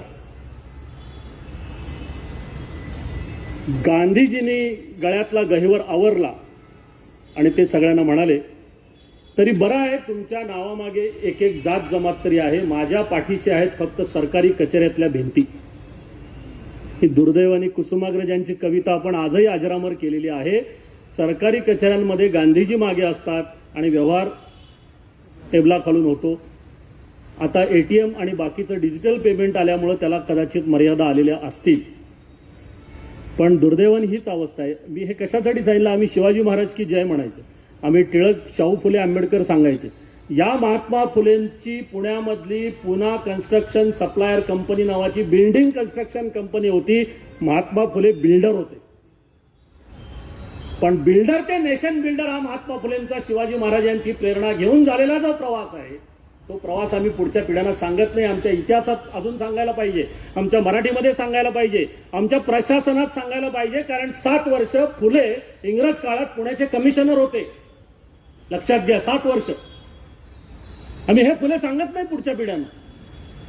पुन्हा कन्स्ट्रक्शन अँड सप्लाय कंपनी मार्फत महात्मा फुलेंच्या कंपनीने कात्रजचा जो बोगदा आहे कोल्हापूरचा जाणारा हायवेवरचा आणि खडकवासला धरणाचे जे कॅनॉल्स आहेत ते त्या कंपनीने बांधलेत, जे आजही टिकून आहेत. आणि फुलेंचं नाव घेऊन मात्र बांधकामाचं भूमिपूजन करणारी जी माणसं आहेत ती फिरली की तिथून रस्ता उकरायला सुरुवात होते, पाण्याच्या टाक्या बांधायच्या आधी पडतात. पुन्हा महात्मा फुले की जय. आम्ही त्याच्यात मागे नाही. हो, फुलेंनी काय काय करावं. बांधकाम कंपनी होती त्यांची, फुलेंची भाजीपाला विक्रीची एजन्सी होती, फुलेंची पुस्तक विक्रीची एजन्सी होती, सोन्याचे दागिने तयार करण्याचे जे साचे असतात त्याची विक्रीची एजन्सी होती. फुले शेअर मार्केटमध्ये होते. शेअर मार्केटमध्ये शेअर्स केव्हा घ्यावेत आणि घेऊ नयेत याच्यावरती फुलेंचे अभंग आहेत. आणि मग महात्मा फुलेंच्या पुण्यातल्या कंपनीमध्ये मराठवाड्यातल्या वंजारी समाजातली माणसं येऊन शिकली बांधकाम आणि त्यांनी मुंबईमध्ये जाऊन मुंबईचं मार्केट, महापालिकेची इमारत, टाइम्स ऑफ इंडिया इमारत आणि मुंबईतले पूल जे आजही आहे, बोरीबंदर रेल्वे स्टेशन, हे त्यांनी बांधलेलं आहे फुलेंच्याकडे काम केलेल्या माणसांनी. काय वारसा आहे बघा तुम्हाला आणि मला. आम्ही हे महात्मा फुले नाही सांगत. 1917ला पहिल्यांदा सयाजीराव गायकवाड महाराज, पण नंतर 1917ला कोल्हापूर संस्थांमध्ये ज्यांनी प्राथमिक शिक्षण सक्तीचं आणि मोफत केलं आणि जर मुलांना शाळेत पाठवलं नाही विनाकारण परवानगी न घेता तर त्यांची प्रॉपर्टी जप्त करा असा आदेश दिला. ते शाहू महाराज तरी आम्ही कुठे धड समजावून सांगतो. आणि ज्या बाबासाहेब आंबेडकरांनी दारिद्र्यातनं जे शिक्षण घेतलं आणि आपल्या शेवटपर्यंत बाबासाहेबांचं जेव्हा साताऱ्यामधल्या प्रतापसिंह हायस्कूलमध्ये शिक्षण झालं, तिथे मूळ बाबासाहेबांचं नाव भीमरावराजी सपकाळ आहे, त्यांचं आडनाव आंबेडकर नाही आहे. ते ज्या शिक्षकांनी दिलं ते शिक्षक साताऱ्याच्या प्रतापसिंह हायस्कूलमध्ये होते. तुम्हाला बघायचं असेल तर सिम्बॉयसिसने उभा केलेलं जे बाबासाहेबांचं म्युझियम आहे तिथे हा आडनाव बदललेला शाळेचा दाखला आहे. तुम्ही आजही बघा, एक 4 तास नातवंडांना घेऊन जावा आणि बाबासाहेब काय ग्रेट होते ते तुम्हाला तिथे बघायला मिळेल. बाबासाहेबांनी ज्या टेबलवर बसून राज्यघटना लिहिली ते सगळे त्याचे तपशील, ती खुर्ची, ते शिक्के, ते पेन, बाबासाहेब वापरणारी प्रेशर कुकर, बाबासाहेबांच्याकडे केळकर नावाचे शिक्षक त्यांना व्हायोलिन शिकवायला यायचे, ते व्हायोलिन, त्यांची कॉट, गादी, बूट, पुस्तकं, त्यांची रक्षा, त्यांना मिळालेल्या बुद्धाच्या मूर्ती, बाबासाहेबांचं हस्ताक्षर, त्यांचे फोटो सगळं तुम्हाला मिळेल. 3-4 तास काढून जावा. इथे सेनापती बापट रोडला आहे. पुण्याचं हे भाग्य आहे. तुम्ही आणि मी विसरलोय, लक्षात घ्या की स्वातंत्र्यपूर्व काळापासून पुण्याला का ऑक्सफोर्ड ऑफ द ईस्ट म्हणतात, पुण्याला का अजूनही विद्येचं माहेरघर म्हणतात. विद्या हा स्त्रीलिंगी शब्द आहे. मग स्त्री इतकी वर्ष माहेरी कशी काय राहते? राहते का कधी स्त्री इतक्या वर्षी माहेरी? पुणे हे अपवाद आहे त्याला, कारण ती विद्या आहे. मग तिथे फुलेंचं आहे, तिथे कर्वेंचं आहे, तिथे चिपळूणकर आहेत, तिथे आगरकर आहेत, असे कितीतरी जण आहेत. पुण्याची आजची ताकद का आहे, पुण्याचं वेगळे पण देशामध्ये का आहे, भारतामध्ये आणि भारताच्या बाहेर का आहे, तर पुण्यामध्ये आजही जवळजवळ 600 पेक्षा जास्त माध्यमिक शाळा आहेत. पुणे म्हणजे मी पिंपरी चिंचवड पुणे म्हणतोय, वेगळं मानत नाही मी. 250 पेक्षा महाविद्यालय आहेत. 30 पेक्षा जास्त विद्यापीठं पुणे आणि अराउंड पुणे आता आहेत. 27 प्रकारच्या राष्ट्रीय आणि आंतरराष्ट्रीय संशोधन संस्था आहेत. पुण्यामध्ये 65 म्युझियम्स आज आहेत. आणि पुण्या आणि पिंपरी चिंचवडची एज्युकेशन पॉप्युलेशन शैक्षणिक लोकसंख्या ही 15 लाखाच्या वर आहे. भारतात असं एकही शहर नाही ज्याच्यामध्ये एकाच ठिकाणी एवढं सगळं आहे. केवढी मोठी परंपरा आहे मला सांगा. आणि तरी आम्ही म्हणतो काही आता राम उरला नाही, जगण्यात राम उरला नाही, तेव्हाचं पुन्हा उरलं नाही. अहो तर कसं उरेल, तुम्ही पण तेव्हाचे उरला नाहीत. तेव्हा सगळे दात होते, आता नाही आहे. तेव्हा जे दिसत नव्हतं तेही बघितलं म्हणून सांगायची सोय होती, आता समोर आलं तरी दिसत नाही. मग जर आपल्यात बदल झाला तर पुण्यात होणारच. तो अधिकाधिक वाईट होऊ नये त्याची आपण काहीतरी दक्षता घ्यायची असेल तर मग तुम्ही आणि मी असं येऊन मिळून काही विचार मंथन करणं, त्यातनं काही घेणं हा मुद्दा त्यातला आहे. म्हणून मी त्या सगळ्यासाठी का सांगितलं तर याच्यात एकच गोळी फक्त शिवचरित्र एवढा जरी अभ्यास केला तरी चालणार आहे. पण महाराजांनी केलं काय, 23 नोव्हेंबर 1664 त्या सिंधुदुर्गच्या जवळ कुर्ट्याचं बेट आहे, त्या बेटावरती शिवाजी महाराजांनी सिंधुदुर्ग किल्ल्याच्या उभारणीचा प्रारंभ केला. त्याच्या आधी 1664 सुरतेची लूट होती. सुरतेची लूट लुटल्यानंतर महाराजांनी ती मावळात नेली नाही, फार्म हाऊस बांधायला विमानं घेतली नाहीत, प्रतिष्ठानं काढली नाहीत, पार्टी फंड म्हणून बाजूला असू देत, नाहीतरी उद्या पार्टी बदलायचीच आहे त्यावेळेला उपयोगाला येईल असलं केलं नाही. सुरतेची लूट काय प्रकारचा आपला राजा होता लक्षात घ्या, ती थेट सिंधुदुर्गला नेली नाही. सुरतेची लूट पहिल्यांदा लोहगडावर आणून ठेवली आणि तिथून मग ती सिंधुदुर्गच्या बांधकामाला वापरली. ज्या वेळा महाराज आग्र्याच्या कैदेत आहेत आणि सुटणार का नाहीत माहित नाही, त्याच वेळा सिंधुदुर्ग मधलं इंजिनिअरिंग परफेक्ट चालू आहे, किल्ल्याचं बांधकाम उत्तम चालू आहे. म्हणून शिवाजी महाराज तिथे भ्रष्टाचार चालत नव्हता.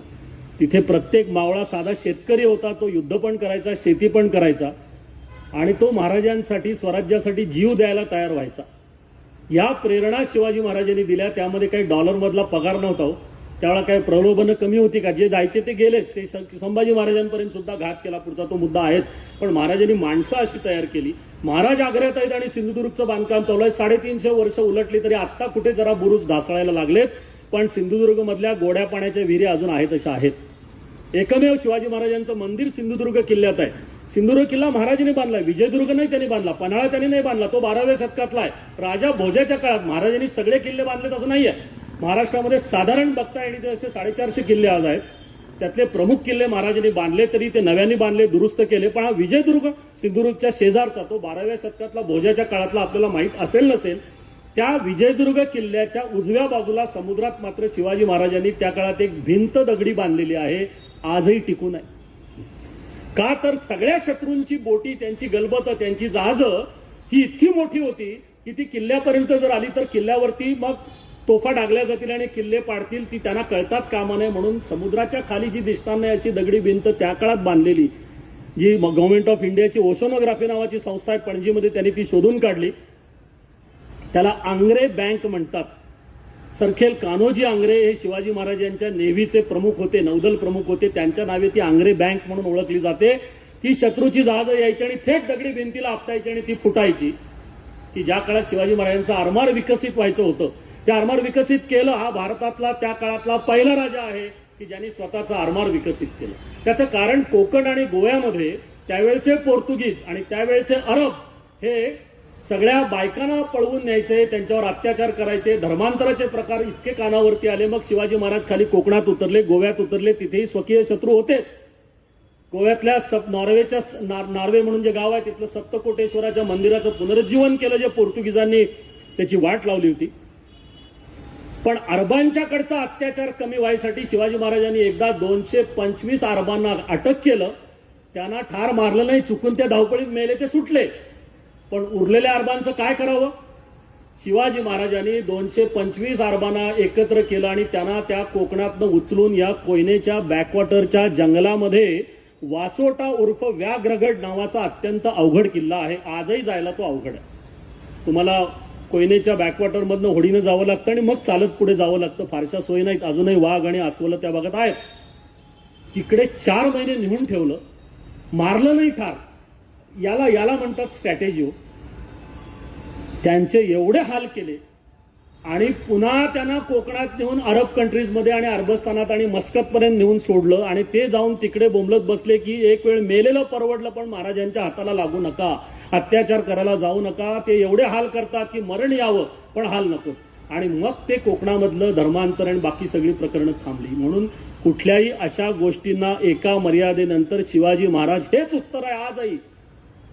की शत्रूच्या देशामध्ये रात्री आपली नौदलाची आणि बाकीच्या सगळी आणि एअरफोर्सची विमानं जाऊन धडकतात. एकही जवान अधिकारी न मरता एकानंही विमानाचं नुकसान न होता शत्रूचे सगळे तळ तिथले नष्ट करून पुन्हा ठरलेल्या वेळेत आपल्या हद्दीत येतात. हे शिवाजी महाराजांच्या प्रेरणा आहेत, जे आजही आपली मिलिटरी घेते, आजही आहेत. मग तुम्ही आणि मी त्याला रिस्पॉन्स काय देतो, तुम्ही आणि मी ते काय करतो, ते आजही आहेत. मग तुम्ही आणि मी त्याला रिस्पॉन्स काय देतो, तुम्ही आणि मी ते काय करतो. आपल्याकडे असं आरमार असलं पाहिजे म्हणून शिवाजी महाराजांनी मग त्या मंडणगड तालुक्यातल्या एका गावातले सुतार एकत्र आणले. त्यांना संगमेश्वर जवळ, जे चिपळूण आणि त्या हायवेला संगमेश्वर नावाचं गाव आहे, त्याच्या जवळचं एक गाव त्यांना दत्तक दिलं, कारण तिथे लाकडाची झाडं चांगली होती. त्याही बाबतीत शिवाजी महाराजांचं आज्ञापत्र आहे की रयतेच्या भाजीच्या देठासही हात लावू नये. तुम्हाला राज्यकारभारासाठी काही झाडं तोडायची असतील तर त्या झाडांची संबंधितांना आधी नुकसान भरपाई द्या, त्याच्यापेक्षा जास्त झाडं लावा आणि त्यांचा विरोध होणार नाही बघून ती झाडं. आम्ही आज भाजीचं देठही शिल्लक राहणार नाही अशीच प्रतिज्ञा घेऊन राज्यकारभाराला सुरुवात करतो, कुठल्याही स्तरावर, ग्रामपंचायतीपासून मंत्रालयापर्यंत. आणि पुन्हा शिवाजी महाराज की जय. उरलेल्या वेळात फुले शाहू आंबेडकर, हे ठरलेलंच आहे.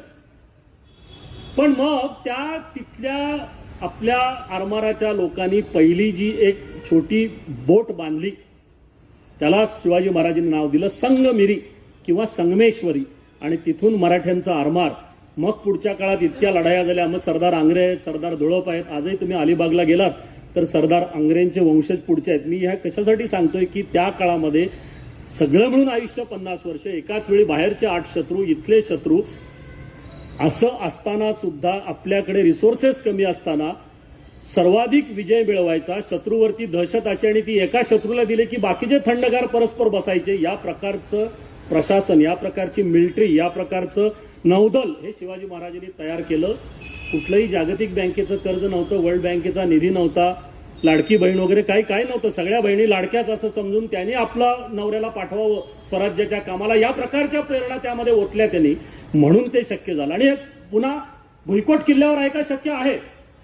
पुण्यामध्ये लाल महालात जेव्हा शाहिस्तेखान येऊन थांबला होता, त्याची फौज होती 1.5 लाख. आदिलशहानी शिवाजी महाराजांना सिद्धी जवर्दी पन्हाळ्याच्या कैदेत शिवाजी महाराज होते. मी सांगतोय 1660 जुलै 1660 मध्ये पावनखिंडीचा प्रकार घडला. त्याच्या आधी 1 वर्ष नोव्हेंबर 1659 अफजल खानाचा कोथळा प्रतापगड. त्यानंतर पुढच्याच वर्षी शिवाजी महाराज कैदेत आहेत पन्हाळ्यावर. विशाळगडला सुर्वे आणि दळवींचा वेढा आहे, म्हणजे तो शिवाजी महाराजांच्या ताब्यात नाहीये.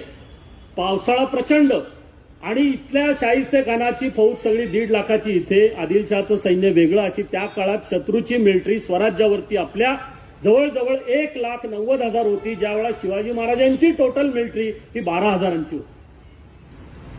अशा काळामध्ये 1660ला इथे जो आपल्या नाशिकच्या रस्त्यावरती चाकणचा भुईकोट आहे, त्याचं नाव आहे संग्रामदुर्ग. त्यावेळेला तो 65 एकरमध्ये होता. आपण इतके मोठी माणसं आहोत की आज तो 5.5 एकर पुरता आपण पुराव्याला ठेवलेला आहे. उरलेला कुठे गेला बघा. आपल्याकडे हल्ली हॉटेलची नावं सुद्धा 7-12 असतात बघा. म्हणजे तिथे खायला येणाऱ्यांनी सुद्धा 7-12चा विचार करायचा, दुसरा विचारच नाही. 7-12 दुसरा विचार नाही. आणि हिंदू संस्कृती काय सांगते की वर जाताना यातलं काही न्यायचं नाही, पण तोपर्यंत जो घेतो तो आधी सगळ्यांना वर पाठवतो आणि 7-12 आपल्या नावावर करून घेतो. याचं काय? तर तिथं 65 एकरचा किल्ला आणि फिरंगोजी नरसाळा नावाचा किल्लेदार. शाहिस्तेखानाच्या लक्षात आलं की आता पुण्यात बसून करायचं काय, 1.5 लाख लोकांना काम काहीच नाही.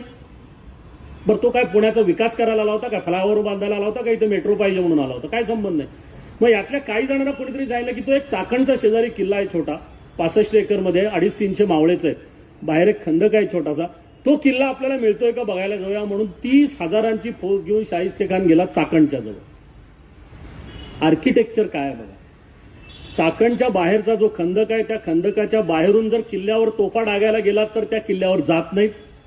आणि तुम्ही खंदकाच्या पलीकडे जाऊन तोफा डागायला गेलात तर वरनं मावळे दगड टाकतात फक्त, बाकी अहिंसाच. हिंसात्मक काही नाही. वरचा दगड उचलायचा आणि खाली ढकलायचा, तेवढ्यात 5-6 जण मरतात. हा कार्यक्रम रोजचा.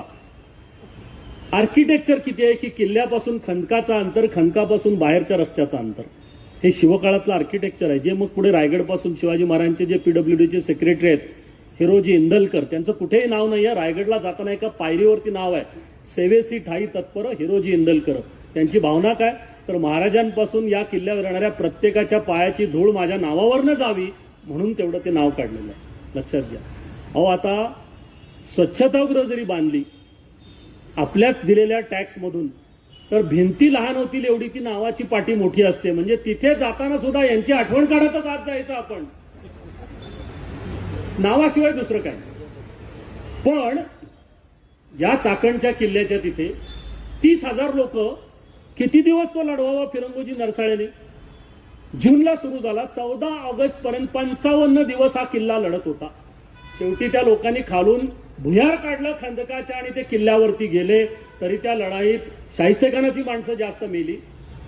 पहाटेपर्यंत लढाई चालली. शाहिस्तेखानाने फिरंगोजी नरसाळ्याचा पराक्रम बघितला आणि त्याला ऑफर दिली, पक्षांतर करतोस का बघ. कॅबिनेट पहिल्यांदा, बरोबर येतील त्यांना राज्यमंत्री, उरलेल्यांना महामंडळ. फिरंगोजी नरसाळा नाही म्हटला. महाराज होते पन्हाळ्याच्या किल्ल्यात, आपण केव्हा मरू याची पत्ता नाही. वरती दारुगोळा अन्नधान्य शिल्लक नाही. सगळे मिळून 3-350 मावळे, समोर 30,000ची फौज, पुण्यात उरलेला स्टॉक 1,20,000चा. अशा शाहिस्तेखानाची ऑफर जेव्हा फिरंगोजी नरसाळा नाकारतो, त्या शाहिस्तेखानाने सुद्धा तोंडात बोटं घातली की काय प्रकारची महाराजांनी माणसं तयार केलीत. आणि त्याला मारलं नाही. फिरंगोजी नरसाळ्याला धर्म वाट दिली की तुम्ही जायला हरकत नाही. त्या शत्रूच्या सुद्धा मनामध्ये हे आलं की अरे इतक्या पराक्रमी माणसाला मी मारू नये. हे शिवचरित्र आहे, हे नॅशनल कॅरेक्टर आहे, हे महाराजांच्या प्रेरणा आहेत. हे अशा कितीतरी आहेत. मग सांगायला गेलं तर प्रतापराव गुजरांचा एपिसोड सांगायला गेला, आता मला वेळ पुरणार नाही म्हणून मी सांगत नाही, नाहीतर कितीपर्यंत बोलायचंय. हा,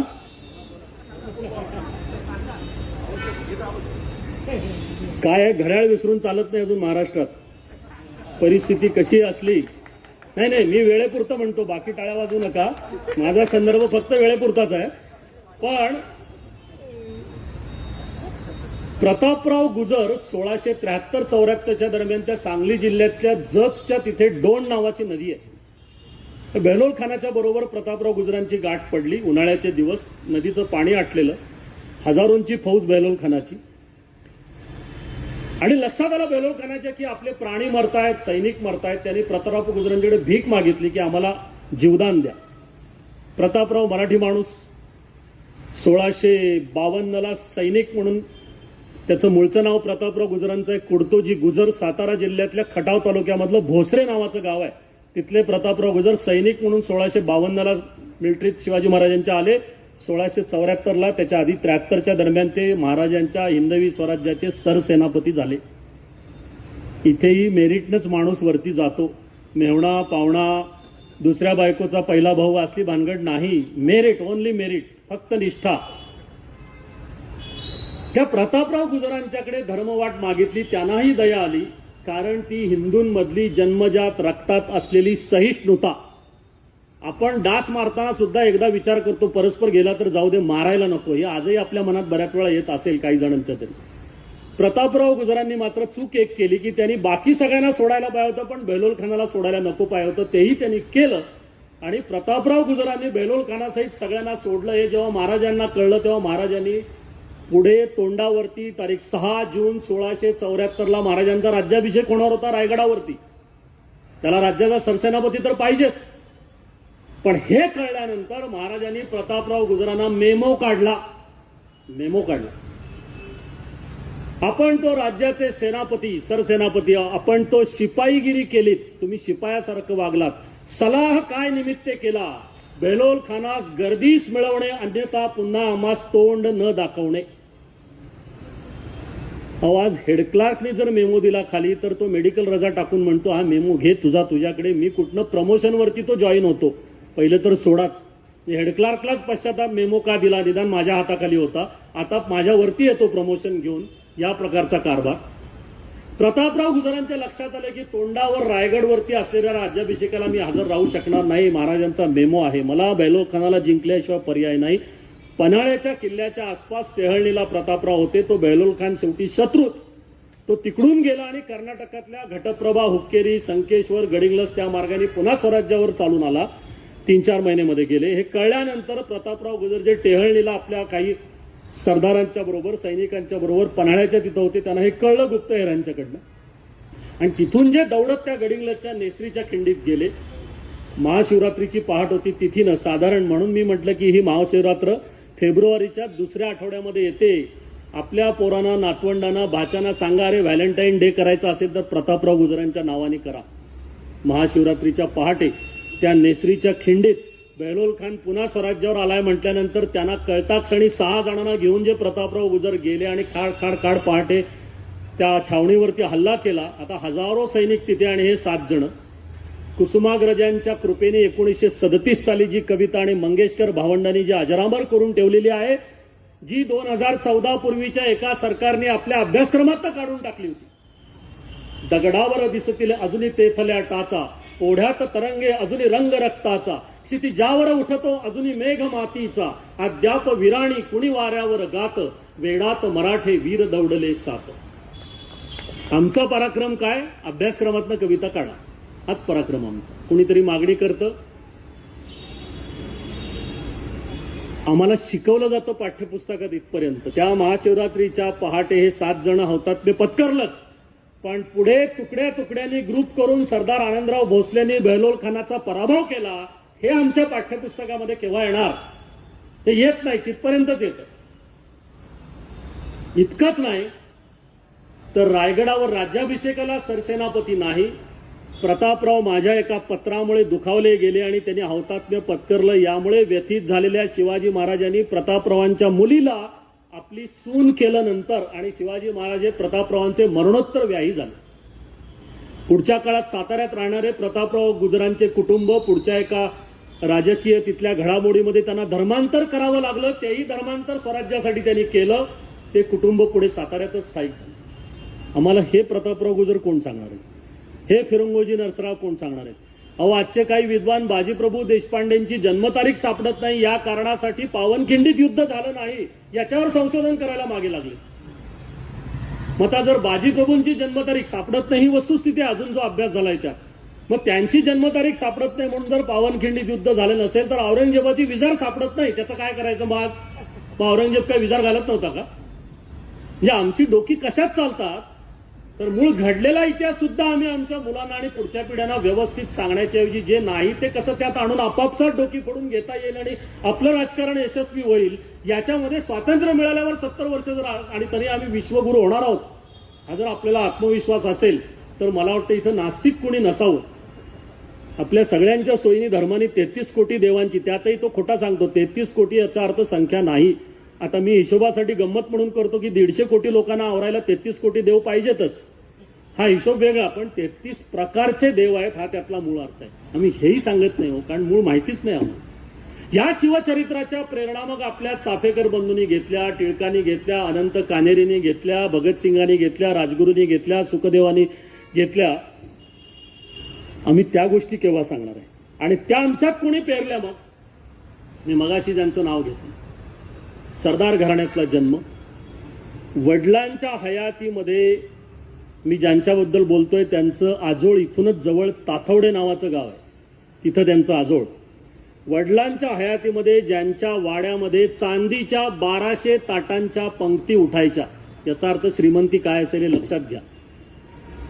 पण 1950ला वडील गेल्यानंतर स्वतःच्या मुलीला 1 कप दूध आणि ब्रेडचा तुकडा देण्याची ऐपत ज्या माणसाकडे राहिली नाही, पायात चपला नाहीत, पण वडिलांनी चित्रकला शिक्षक म्हणून जे प्रेम इतिहासाबद्दलचं आणि घराणं खानदानी असल्यामुळं चित्रकला शिक्षक असलेल्या वडिलांनी पहिलं महायुद्ध, दुसरं महायुद्ध कुठे चालू होतं हे घरातल्या काळ्या घोंगडीवरती पांढऱ्या खडूंनी समजावून सांगितलं होतं. हे खरं शिक्षण आहे, हे खरं पालकत्व आहे की मी चित्रकलेचा शिक्षक आहे आणि आता युद्ध, पहिलं महायुद्ध झालं 1914 ते 18, मध्ये 1930ची जागतिक महामंदी, दुसरं महायुद्ध झालं 1939 ते 45.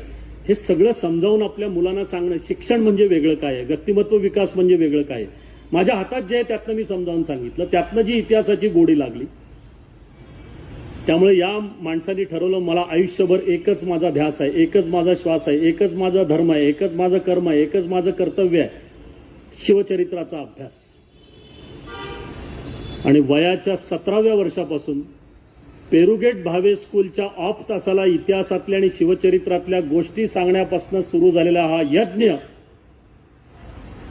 नोव्हेंबर 2021च्या अखेरीस 100 वर्ष 3 महिने झाल्यानंतर सुद्धा चालू होता.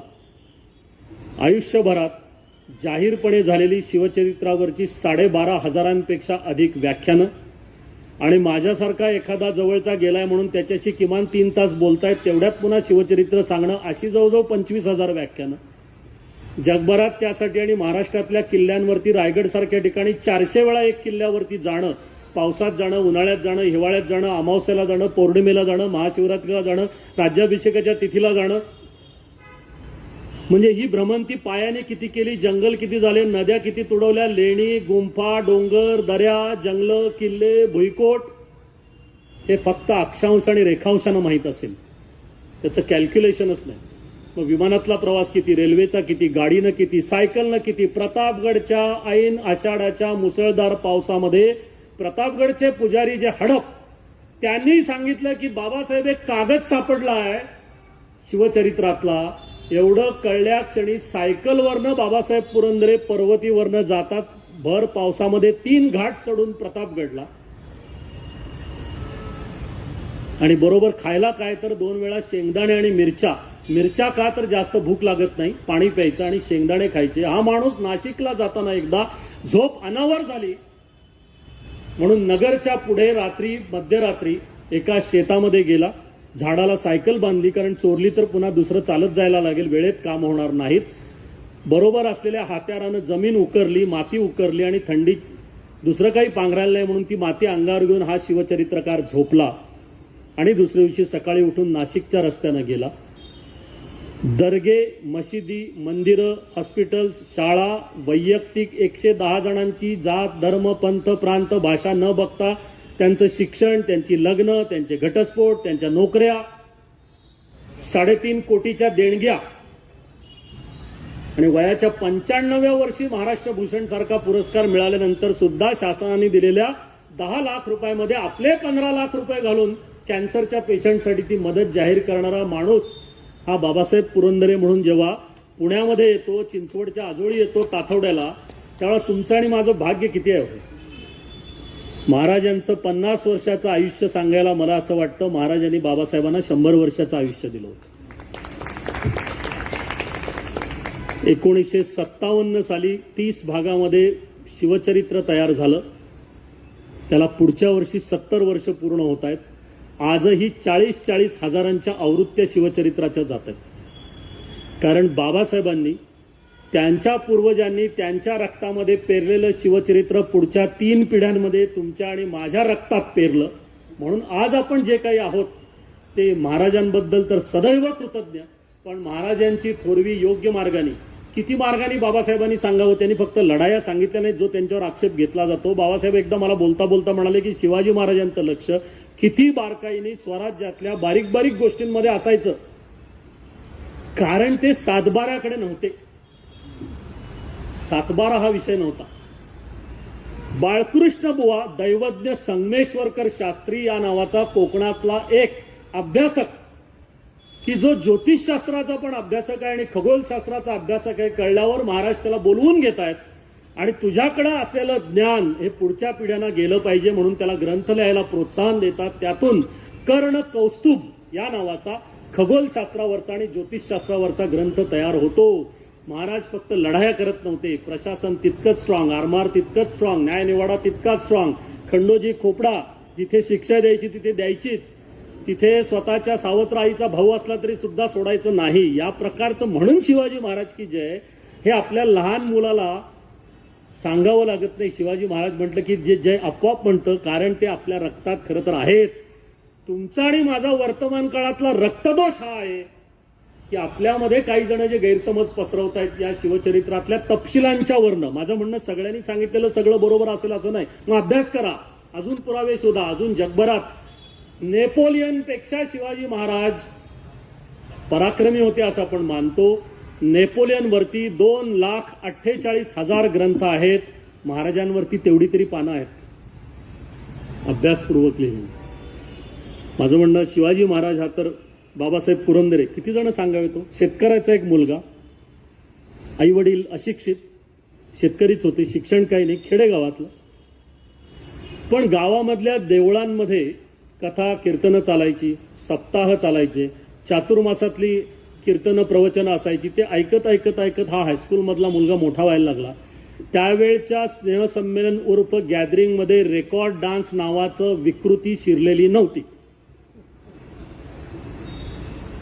म्हणजे आत्ता त्या पोरापोरींना धरायला पाहिजे हाताने असं वाटतं. कारण पडून जर पाय मुरगळला तर गॅदरिंग नंतर 2 महिने आपल्यालाच निस्तरायची पाळी आई वडिलांना. याची काळजी घ्यायला पाहिजे. इतके मुरके मारायचे उगीच असते. गाणं म्हणताही येत नाही, त्याचा अर्थही कळत नाही. जर कळला तर तो इतका वाईट असतो की आपल्या बापजन्मी आपण कधी तसं काही केलेलं नसतं. आणि हे सगळं 70-80 हजार रुपये घालून शाळेत पाठवायचं आणि हे बघायचं. आणि पुन्हा ग्रँडमदर आणि ग्रँडफादर असतील तर त्यांनाही घेऊन जायचं. कारण आमचं कुटुंब एकत्र आहे हे सगळ्यांना दिसलं पाहिजे.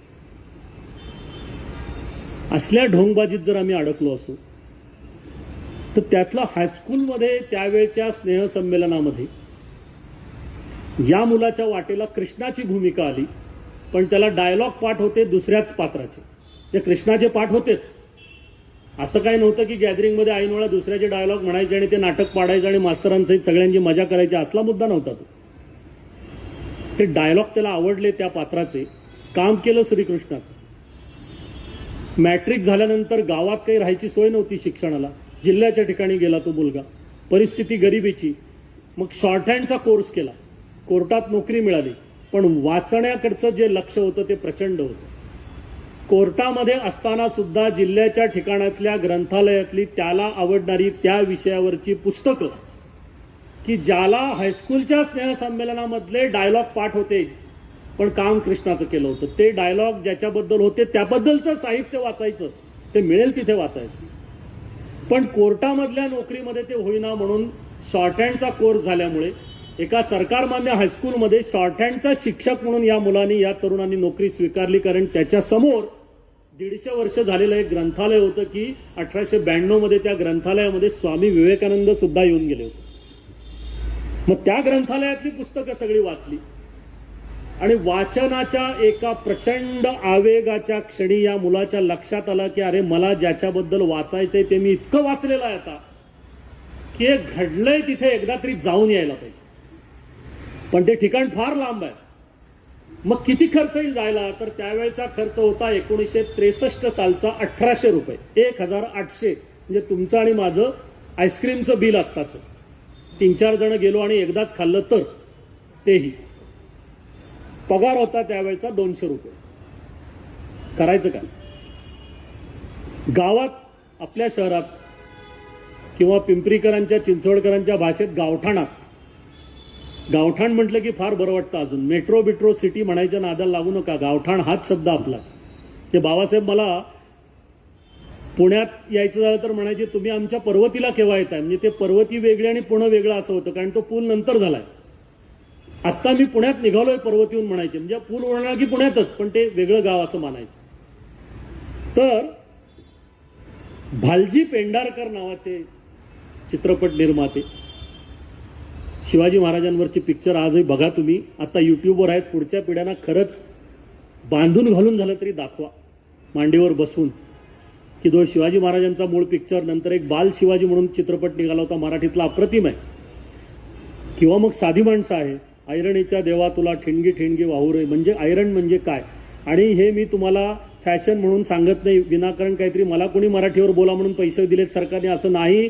उद्या जेव्हा ही मुलं एमपीएससी यूपीएससी स्पर्धा परीक्षेच्या मुलाखतीला जातील तेव्हा त्यांना यातले प्रश्न विचारले जाणार. त्यांना लोकल हिस्ट्री माहीत पाहिजे. ते कुठल्याही क्षेत्रातल्या परीक्षेला जावं त्यांनाही माहीत पाहिजे. मी चिंचवडचा आहे तर मला मोरया गोसावी माहीत पाहिजे. माहीतच पाहिजे. त्याला पर्याय नाही. अभ्यास केला पाहिजे. तर या मुलांनी तो अभ्यास केला. भालजी पेंढारकरांच्याकडे गेले. त्या काळामध्ये 1963-64 भालजींनी 125 रुपयाचा धनादेश दिला. तर भालजीच ते, पुन्हा कॅशने व्यवहार नव्हता. धनादेश दिला 125 रुपयाचा. त्यांनी सांगितलं मुंबईला जा, लता दिदींच्याकडे जा, प्रबोधनकार ठाकरेंच्याकडे जा, म्हणजे बाळासाहेब ठाकरेंचे वडील. हा तरुण आपल्या एका ज्येष्ठ शिक्षकाच्या बरोबर विचारविनिमय केला. ज्या ठिकाणी मला जायचंय तिकडनं परत यायला 2-3 महिने लागणार, एवढी पगारी रजा परवडणार नाही. अशा काळात ज्येष्ठ शिक्षक कामाला येतात आपल्या शाळेतले चांगल्या कामात. ते दोघं त्यावेळेला सिव्हिल सर्जनकडे गेले आणि म्हणाले की हा आमचा तरुण शिक्षक आहे, हा अभ्यासायला अमुक ठिकाणी जाणार आहे 2-3 महिने, त्याचा पगार मुळातच आहे 200, खर्च येणार आहे 1800, तर याची पुन्हा बिनपगारी रजा झाली तर काय, तर साहेब तेवढं याला आजारी पाडा. आणि मग मेडिकल रजा 3 महिन्याची मिळाली. चांगल्या कारणासाठी मेडिकल रजा काढण्याची प्रथा आपल्याकडे पूर्वी होती. ती रजा मंजूर झाली. एसटी मध्ये बसल्यानंतर तो जो ज्येष्ठ शिक्षक होता त्याला काय वाटलं कोणाला ठाऊक, त्यांनी गडबडीने जाऊन स्टँडच्या जवळने हार आणला आणि या आपल्या तरुण शिक्षकाच्या गळ्यात हार घातला. तुझ्या कामाला निघालायस, ते काम इतकं मोठं आहे, त्याच्यात तुला यश मिळावं अशी माझी इच्छा आहे. हेही आजच्या क्षणी अवघड आहे. अहो, बारकं मूल असेल तर शेजारी बरोबरचं मूल पडलं तर त्याला पहिल्यांदा हसू येतं, हा आपला नैसर्गिक स्वभाव. तिथे शेजारचा आपल्या हाताखालचा कोणतरी शिक्षक, कालचा तरुण काहीतरी मोठं करायला जातोय, त्याला आधीच हार घालायचा. त्याचा सत्कार एसटी मध्ये केला. हा मुलगा मुंबईला गेला, तरुण प्रबोधनकार ठाकरेंना भेटला, लता दिदींना भेटला, त्यांनी काही मदत केली. त्याच्यानंतर दिल्लीला जायला सांगितलं. दिल्लीला सरसंघचालकांची भेट झाली. दिल्लीचे महापौर होते हंसराज गुप्ता, त्यांची भेट झाली. त्यांनी या मुलाला एक पत्र दिलं. ते पत्र ज्या ठिकाणी मुलगा जाणार होता तिथे त्यावेळेला लॉज, हॉटेल, फक्त देवळातच राहायची सोय होती. कारण मी सांगतोय तुम्हाला 1964चं 65चं त्या दिल्लीच्या महापौरांनी हा मुलगा जिथे जाणार होता, तरुण अभ्यासक, तिथल्या माध्यमिक शाळेचे मुख्याध्यापक विश्वनाथ बाबू भल्ला यांना पत्र दिलं की महाराष्ट्रातून एक तरुण अभ्यासक तुमच्या भागात येतोय, त्याला तुमच्या घरी ठेवून घ्या. पेईंग गेस्ट, पण पे न करणारा, फुकट ठेवून घ्या. तो जितके दिवस राहील त्याला तुमच्याकडची अभ्यासाची पुस्तकं द्या. म्हणजे मुळात मुख्याध्यापकाच्या घरी ग्रंथालय होतं हे दिल्लीच्या महापौरालाही खात्री होती. माझं म्हणणं, तुम्ही आणि मी जर घरात ग्रंथालय ठेवणार नसू, निदान कोरोनासारखी आपत्ती आल्यावर तरी उपयोगी पडतील म्हणून तरी ठेवायला काय हरकत आहे. कारण त्यावेळेला ग्रंथ आणायलाही परवानगी नव्हती. त्यावेळेला ते ग्रंथ सगळ्यांचे निघाले आणि मग उगीच नातवंडांना खोटं सांगायचं, लहानपणी आम्ही हा ग्रंथ वाचला होता, आता तू वाच. बरं, तेही बिचारं बाहेर जाता येत नसल्यामुळे पानं उलटत बसतं तिथे. पण माझं म्हणणं, जाणीवपूर्वक आपल्या घरामध्ये किमान एक 100 ग्रंथ असू द्या. तुमच्याकडे सोनं, नाणं, कपडे, TV, fridge, mixer, computer, laptop, बाकी सगळं असू दे, पण एक 100 पुस्तकं असू देत घरात. त्याचा परिणाम खूप होतो. माझं हे भाग्य आहे की बायकोही छान मिळाली, तशीच मार्गदर्शक. आई वडील तर शिक्षक होते, त्यामुळे प्रत्येक साहित्य संमेलनाला रिपोर्टिंगला गेल्यावर मिळणाऱ्या पगारापेक्षा पुस्तकातच पैसे जास्त जायचे. पण आज समाधान आहे की आपल्या घरी 8000 पुस्तकांचं ग्रंथालय आहे. आपल्याला काही वाटलं तर तो लगेच संदर्भ घेता येतो. आणि मग मुलीला लहानपणापासून कळलं ज्या की आई वडील सगळाच वेळ काहीतरी वाचत बसतायत, याचा अर्थ वाचल्याने फायदा आयुष्यात होणार आहे, म्हणून मुलगी वाचायला लागली. वेगळं काही करावं लागत नाही. लहान मुलं लिटमस सारखी असतात. आणि हे आत्मचरित्र नाही, हे साधे साधे प्रयोग आहेत पालकत्वाचे. आम्ही जडणघडण जे शैक्षणिक मासिक चालवतो त्यात हे अनेक जण लिहितात पण. आणि ते मासिक, सांगायचा मुद्दा अभिमानाचा, मराठीतून गेली 22 वर्ष भारतातल्या 12 राज्यांमध्ये जातं. आसाम ते छत्तीसगड ते तामिळनाडू मराठीतून जातं आणि तिथली मराठी लोक आवर्जून वाचतात. डॉक्टर माशेलकर सर त्याचे संपादक आहेत. माझा मुद्दा असा होता की विश्वनाथ बाबू भल्लांना पत्र दिलं आणि हा मुख्याध्यापकांच्या घरी जाऊन राहिला. ते सगळं बघितलं. त्यावेळेला एक हॉटशॉट कॅमेरा मिळायचा. म्हणजे त्यावेळची कॅमेऱ्याची किंमत 30 रुपये होती आणि तो दिल्लीहून यायचा. बऱ्याच जुन्या पिढीतल्यांना आठवत असेल की 30 रुपयाची मनी ऑर्डर करायची आणि तो कॅमेरा नंतर आपल्या पत्त्यावर यायच्याऐवजी त्या कॅमेराच्या सारख्या आकारामध्ये एक माती भरून किंवा दगड भरून पाठवायचे आणि आपण दिल्लीतनं फसलो. ही प्राचीन काळापासूनची परंपरा त्यावेळेला आपल्या गावात राहून आपल्याला आठवायची. ती आजही चालू आहे. दिल्ली सोपं नाही तसं. दिल्ली ताब्यात मिळवणं फार अवघड आहे. ते बाजीराव पेशव्यांनी पहिल्या केलं. शनिवारवाड्याचा दरवाजाला दिल्ली दरवाजा असं नाव आहे. तो उत्तरेकडे दिल्लीकडे बघून दरवाजा आहे आणि बाजीरावांचा पुतळा आहे. एकेकाळी पुण्याच्या शनिवारवाड्यात दिल्लीचा बादशाह कोण असावा हे ठरत होतं, म्हणून पुणे ग्रेट आहे. लक्षात घ्या. मी मगाशी जे सांगितलं उगीच नाहीये ते. तिथे शिवाजी महाराजांचं जन्मस्थळ, पण दिल्लीचा बादशाह पुण्याने ठरवला होता. भविष्यात ती वेळ महाराष्ट्रावरती यायची संधी, आपण त्याच्यासाठी आपल्याला शुभेच्छा देऊया कधीतरी. माझा मुद्दा, तो तिथे पोचला, 2-3 महिने राहिला. त्या हॉटशॉट कॅमेऱ्याने त्यांनी फोटो काढले. परत आपल्या गावी आला, नोकरीवर रुजू झाला. पण त्याची अस्वस्थता इतकी होती की मी इतकं वाचलंय, एवढं सगळं बघितलंय, मला लिहायला पाहिजे. ज्या भावाकडे राहत होता तो भाऊ पोलीस कॉन्स्टेबल होता. 2 खोल्यांची पोलिसांची जी चाळ असते त्यामध्ये कुटुंब राहत होतं, कारण आई वडील गावाकडे होते.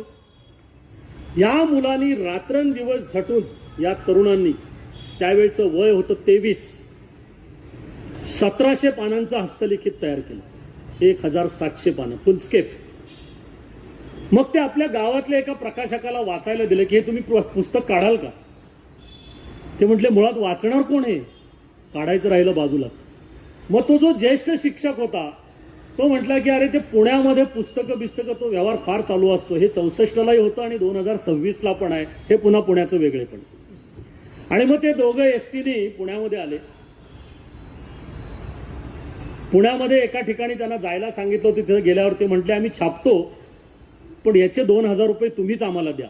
तो म्हटला अहो माझा पगार 200 रुपये आहे आणि तुम्हाला 2000 देऊन ते पुस्तकाचं करू काय. म्हणजे ते प्लॅन गेला.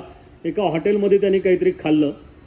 हे दोघंही जण आळंदीला जाऊन ज्ञानेश्वरांचा आशीर्वाद घेऊन आले आणि आता म्हटले की काय पुस्तक केव्हा निघेल तेव्हा निघेल. तेवढ्यात ते जे शिक्षक ज्येष्ठ होते त्यांचं नाव आहे R.K. कुलकर्णी.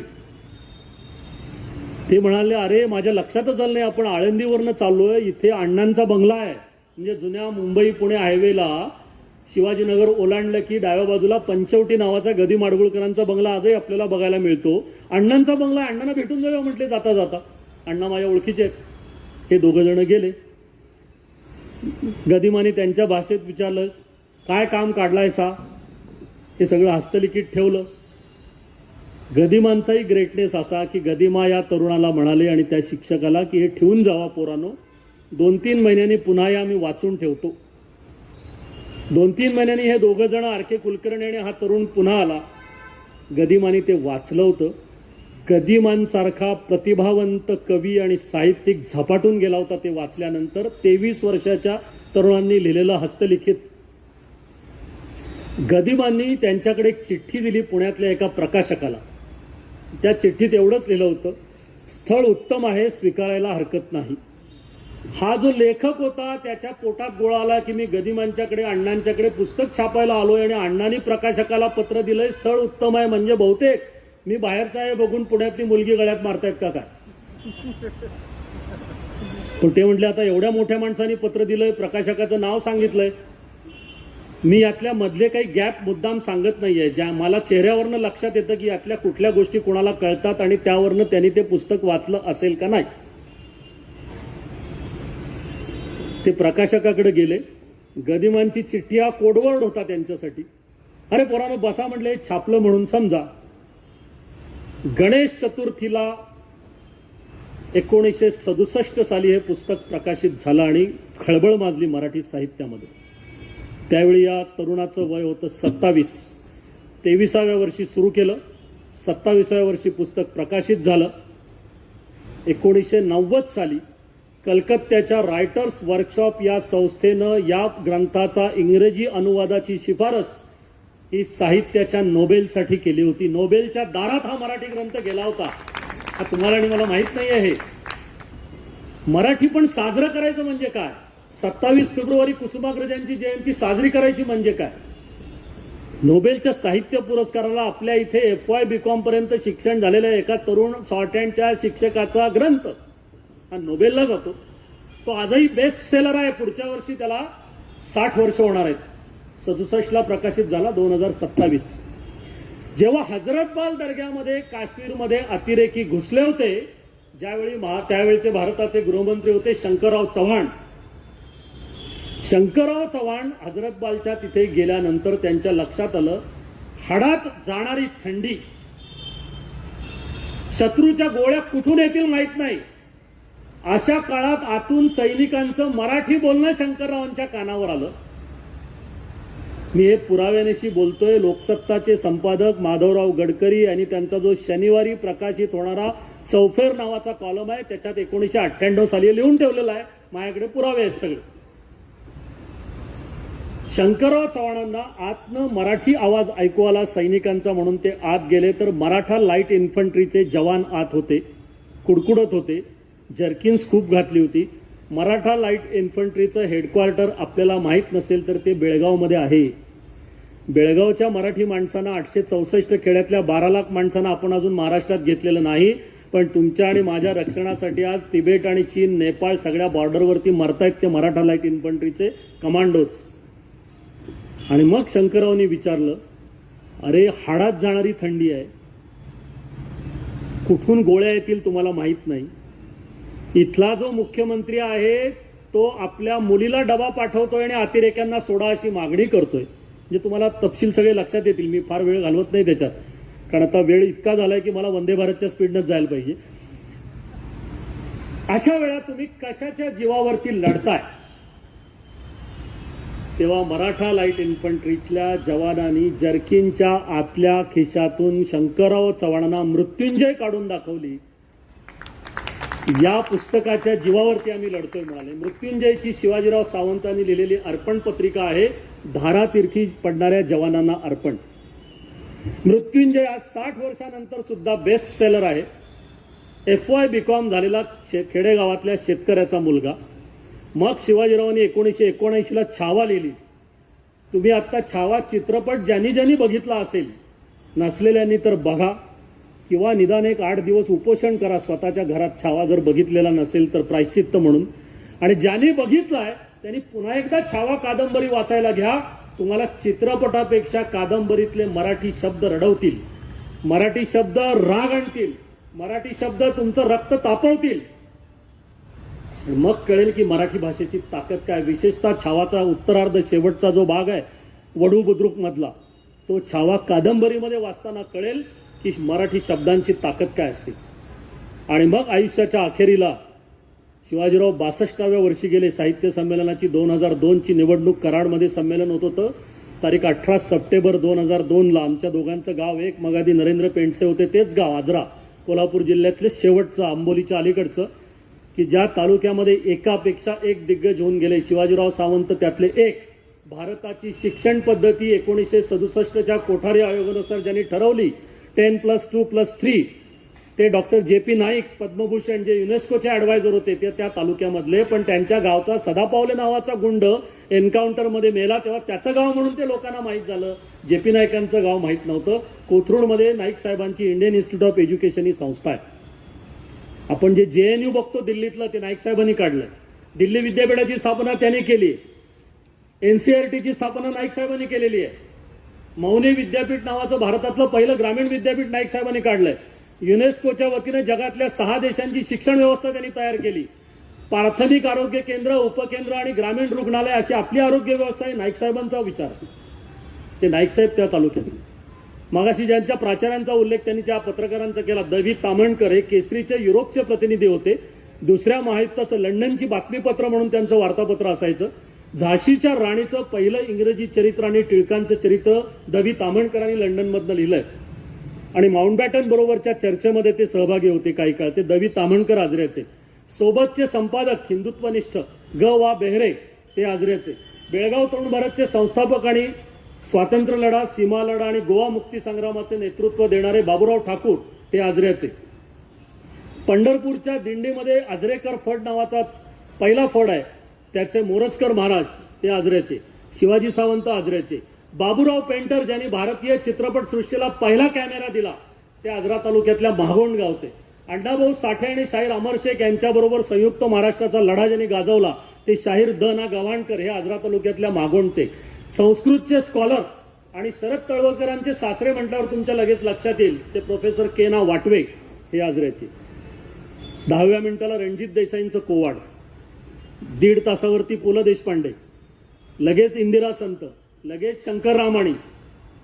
कितीतरी माणसं एका तालुक्याच्या परिसरामध्ये घडतायत. मला असं वाटतंय की मी असं सांगत जर गेलो तर बाबासाहेब काय, तरी मात्र एक गोष्ट मी शेवटी सांगतो आणि थांबतो. त्याचं कारण मी बोललो ते जे हयात नाहीत त्यांच्याबद्दल बोललो, याचा अर्थ शरीरानं हयात नाही, त्या प्रेरणा आज आहेतच. बाबासाहेबांचं मीच लिहिलेलं बेलभंडारा हे जे चरित्र आहे त्याला मला 12 वर्ष लागली. त्याचं कारण बाबासाहेब परीक्षा घ्यायचे. वेळेच्या बाबतीत बाबासाहेब पुरंदरेंच्या इतका मी तरी आजपर्यंतच्या माझ्या 50-55 वर्षाच्या आयुष्यात माणूस बघितला नाही. बाबासाहेब व्याख्यानांमधनं सांगायचे, बाबासाहेब पुरंदरे ठरलेल्या वेळेच्या आधी 5 मिनिटं हजर नसतील तर गाडीखाली सापडून मेलेत असं समजायला हरकत नाही. आयुष्यात दिलेली वेळ आणि दिलेला शब्द ज्याला पाळता येत नाही त्याला जिवंत राहायचा अधिकार नाही. अहो हे सुविचार आहेत, अक्षरशः सुविचार आहेत. आणि तुम्ही आणि मी म्हणतो की आता काय येतोच 5 मिनिटात, आपलं एक स्टँडर्ड गणित आहे, येतोच 5 मिनिटात. त्याचं कारण बाबासाहेब म्हणतात, पन्हाळ्यावरती शिवाजी महाराजांना सोडवायला नेताजी पालकर वेळेवर गेला नाही म्हणून त्याला जर त्यांनी सस्पेंड केला होता तर त्यांच्या कथा सांगणाऱ्या माणसांनी 5 मिनिटं आधी पोचलं पाहिजे. काय कमिटमेंट वेळेची असते बघा. आणि ती परीक्षा पण घेतात.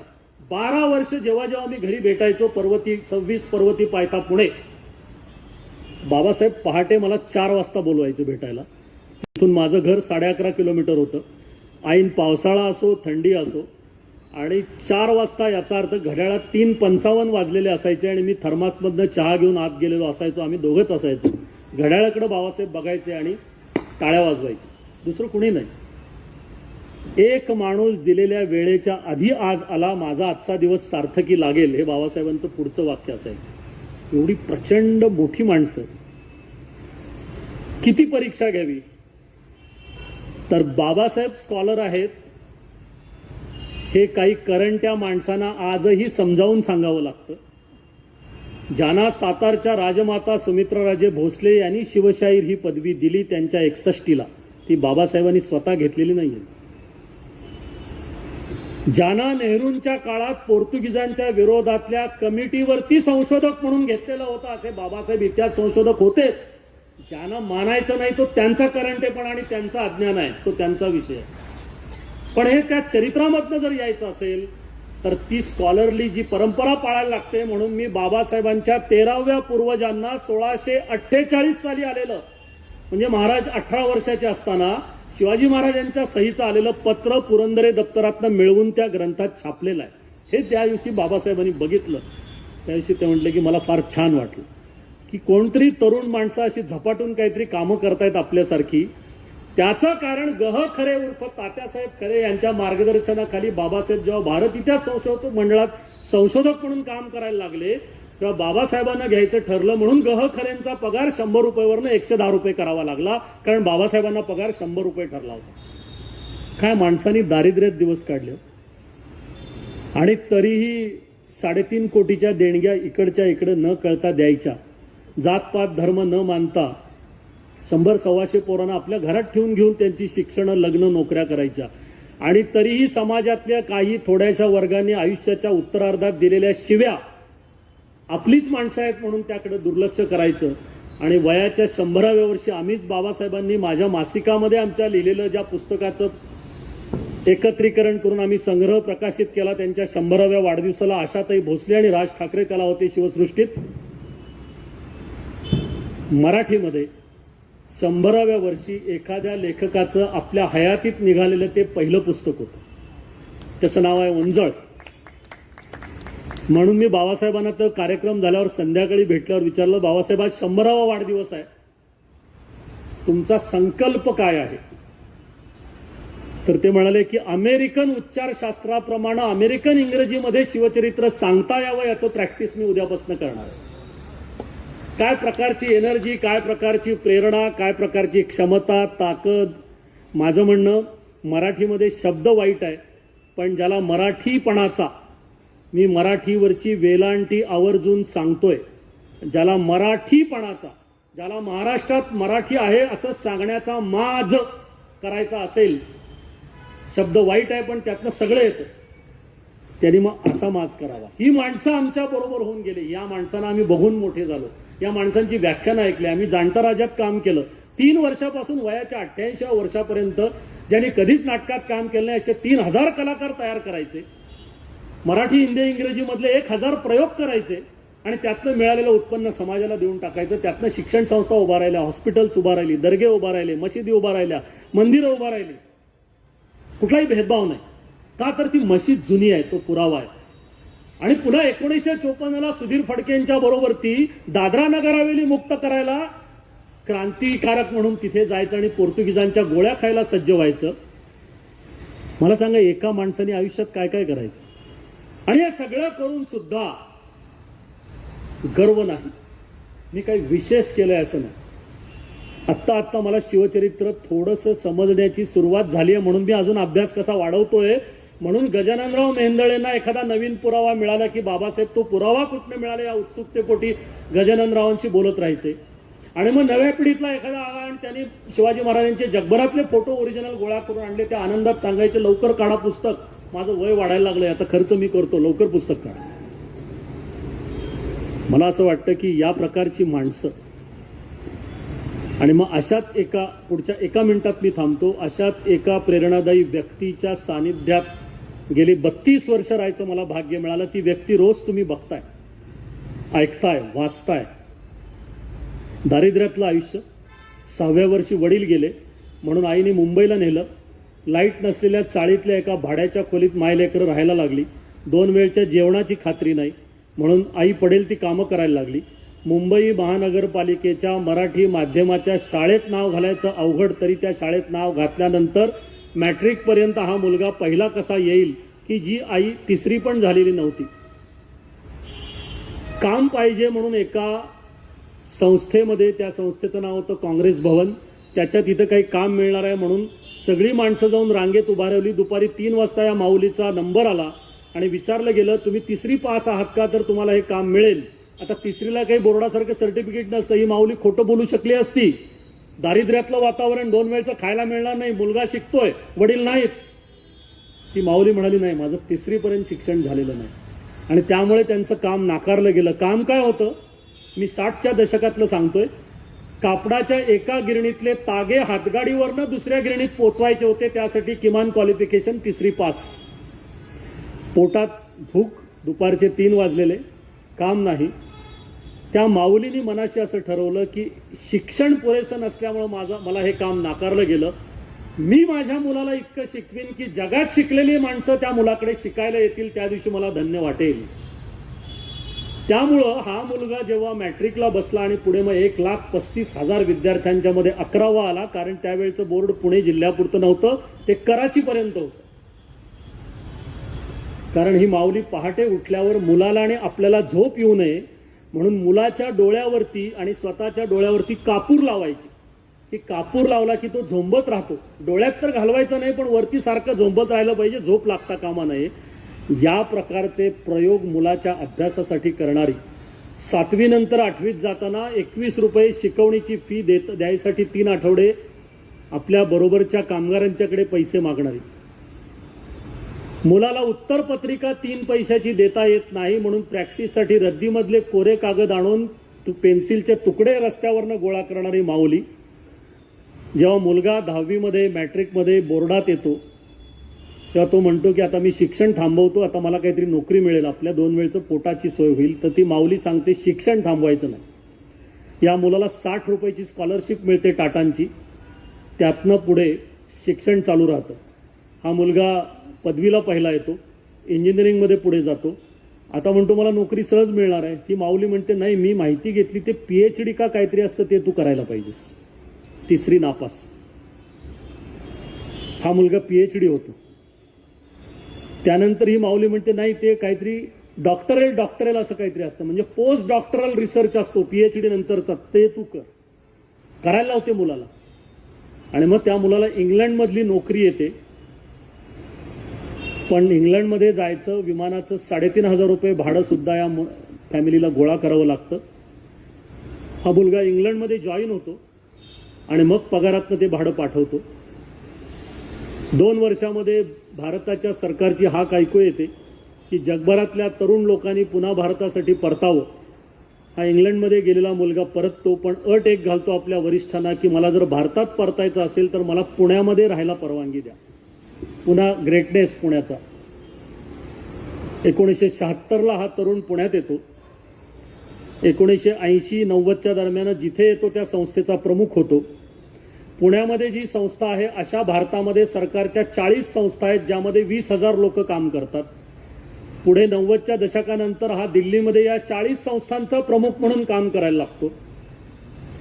2006-07 मध्ये तिथून रिटायर झाल्यानंतर ग्लोबल रिसर्च ऑर्गनायझेशन ही 8 देशांमधल्या 60,000 लोकांची संस्था रिटायर झालेल्या या माणसाला म्हणते की तुम्ही आमच्या संस्थेचे अध्यक्ष व्हा, ग्लोबल रिसर्च अलायन्स GRA.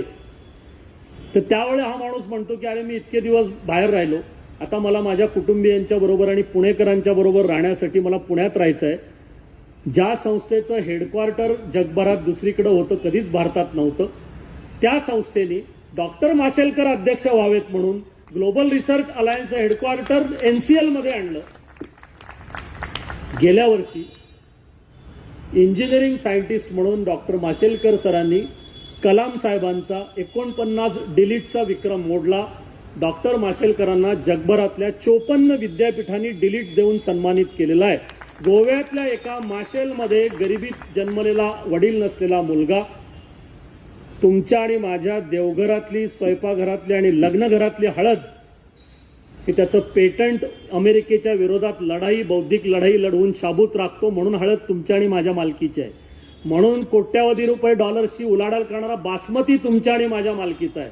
आणि माशेलकर सरांनी त्यावेळा भारतीय ज्ञान परंपरेमधली 3 कोटी डॉक्युमेंट्स स्कॅन केली, करायला लावली सरकारला. आणि आज अमेरिकेसहित जगातल्या कुठल्याही देशाला कुठलंही पेटंट घ्यायचं असेल तर भारताची ही 3 कोटी कागदपत्र तपासल्याशिवाय त्यांना पेटंट देता येत नाही. या प्रकारची अमेरिकन महाशक्ती विरोधातली बौद्धिक लढाई 2006-07 जिंकलेले माशेलकर सर, तुमच्या माझ्या पुण्याईमुळे आणि तुमच्यासारख्या आशीर्वादामुळे डॉक्टर माशेलकरांचंही चरित्र मला 12 वर्ष त्याचं काम करता आलं.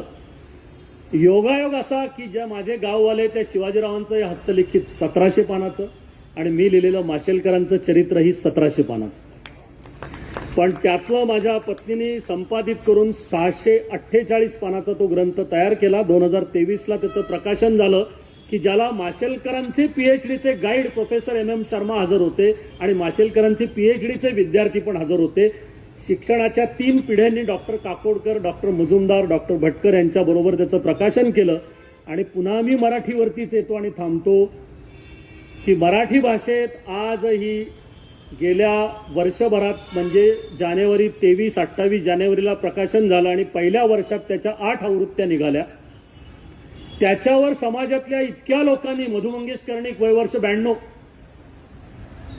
डॉक्टर अशोकराव मोडक वयवर्ष 90, इतक्या लोकांनी अभिप्राय लिहून पाठवलेत की मराठीमधलं पहिलं एखाद्या ग्रंथावरचं अभिप्रायांचं 150 पानी पुस्तक आता येतंय. मग मराठी मागे कशी काय? मला असं वाटतं की भाषा, संस्कृती, साहित्य, इतिहास, अर्थकारण, राजकारण, समाजकारण यासहित जीवनाच्या प्रत्येक क्षेत्रामध्ये आपल्याच घरापासून, आपल्याच पूर्वजांपासून ते देशाच्या सर्वोच्च व्यवस्थेपर्यंत आदर्श असे पावलोपावली आहेत. ते जागरूकपणे आपल्या डोळ्यावरचा सामूहिक पडदा बाजूला करून आपण समजावून घेऊया आणि पुढच्या पिढ्यांना समजावून देण्याचं काम करूया. भारत विश्वगुरू होण्यामधला आपला वाटा हा तेवढा असला तरी तो मोठा असेल. ते कर्तव्य आपण करण्याच्या दृष्टीनं आपली पावलं टाकण्यासाठीच्या शुभेच्छा देतो आणि थांबतो. नमस्कार.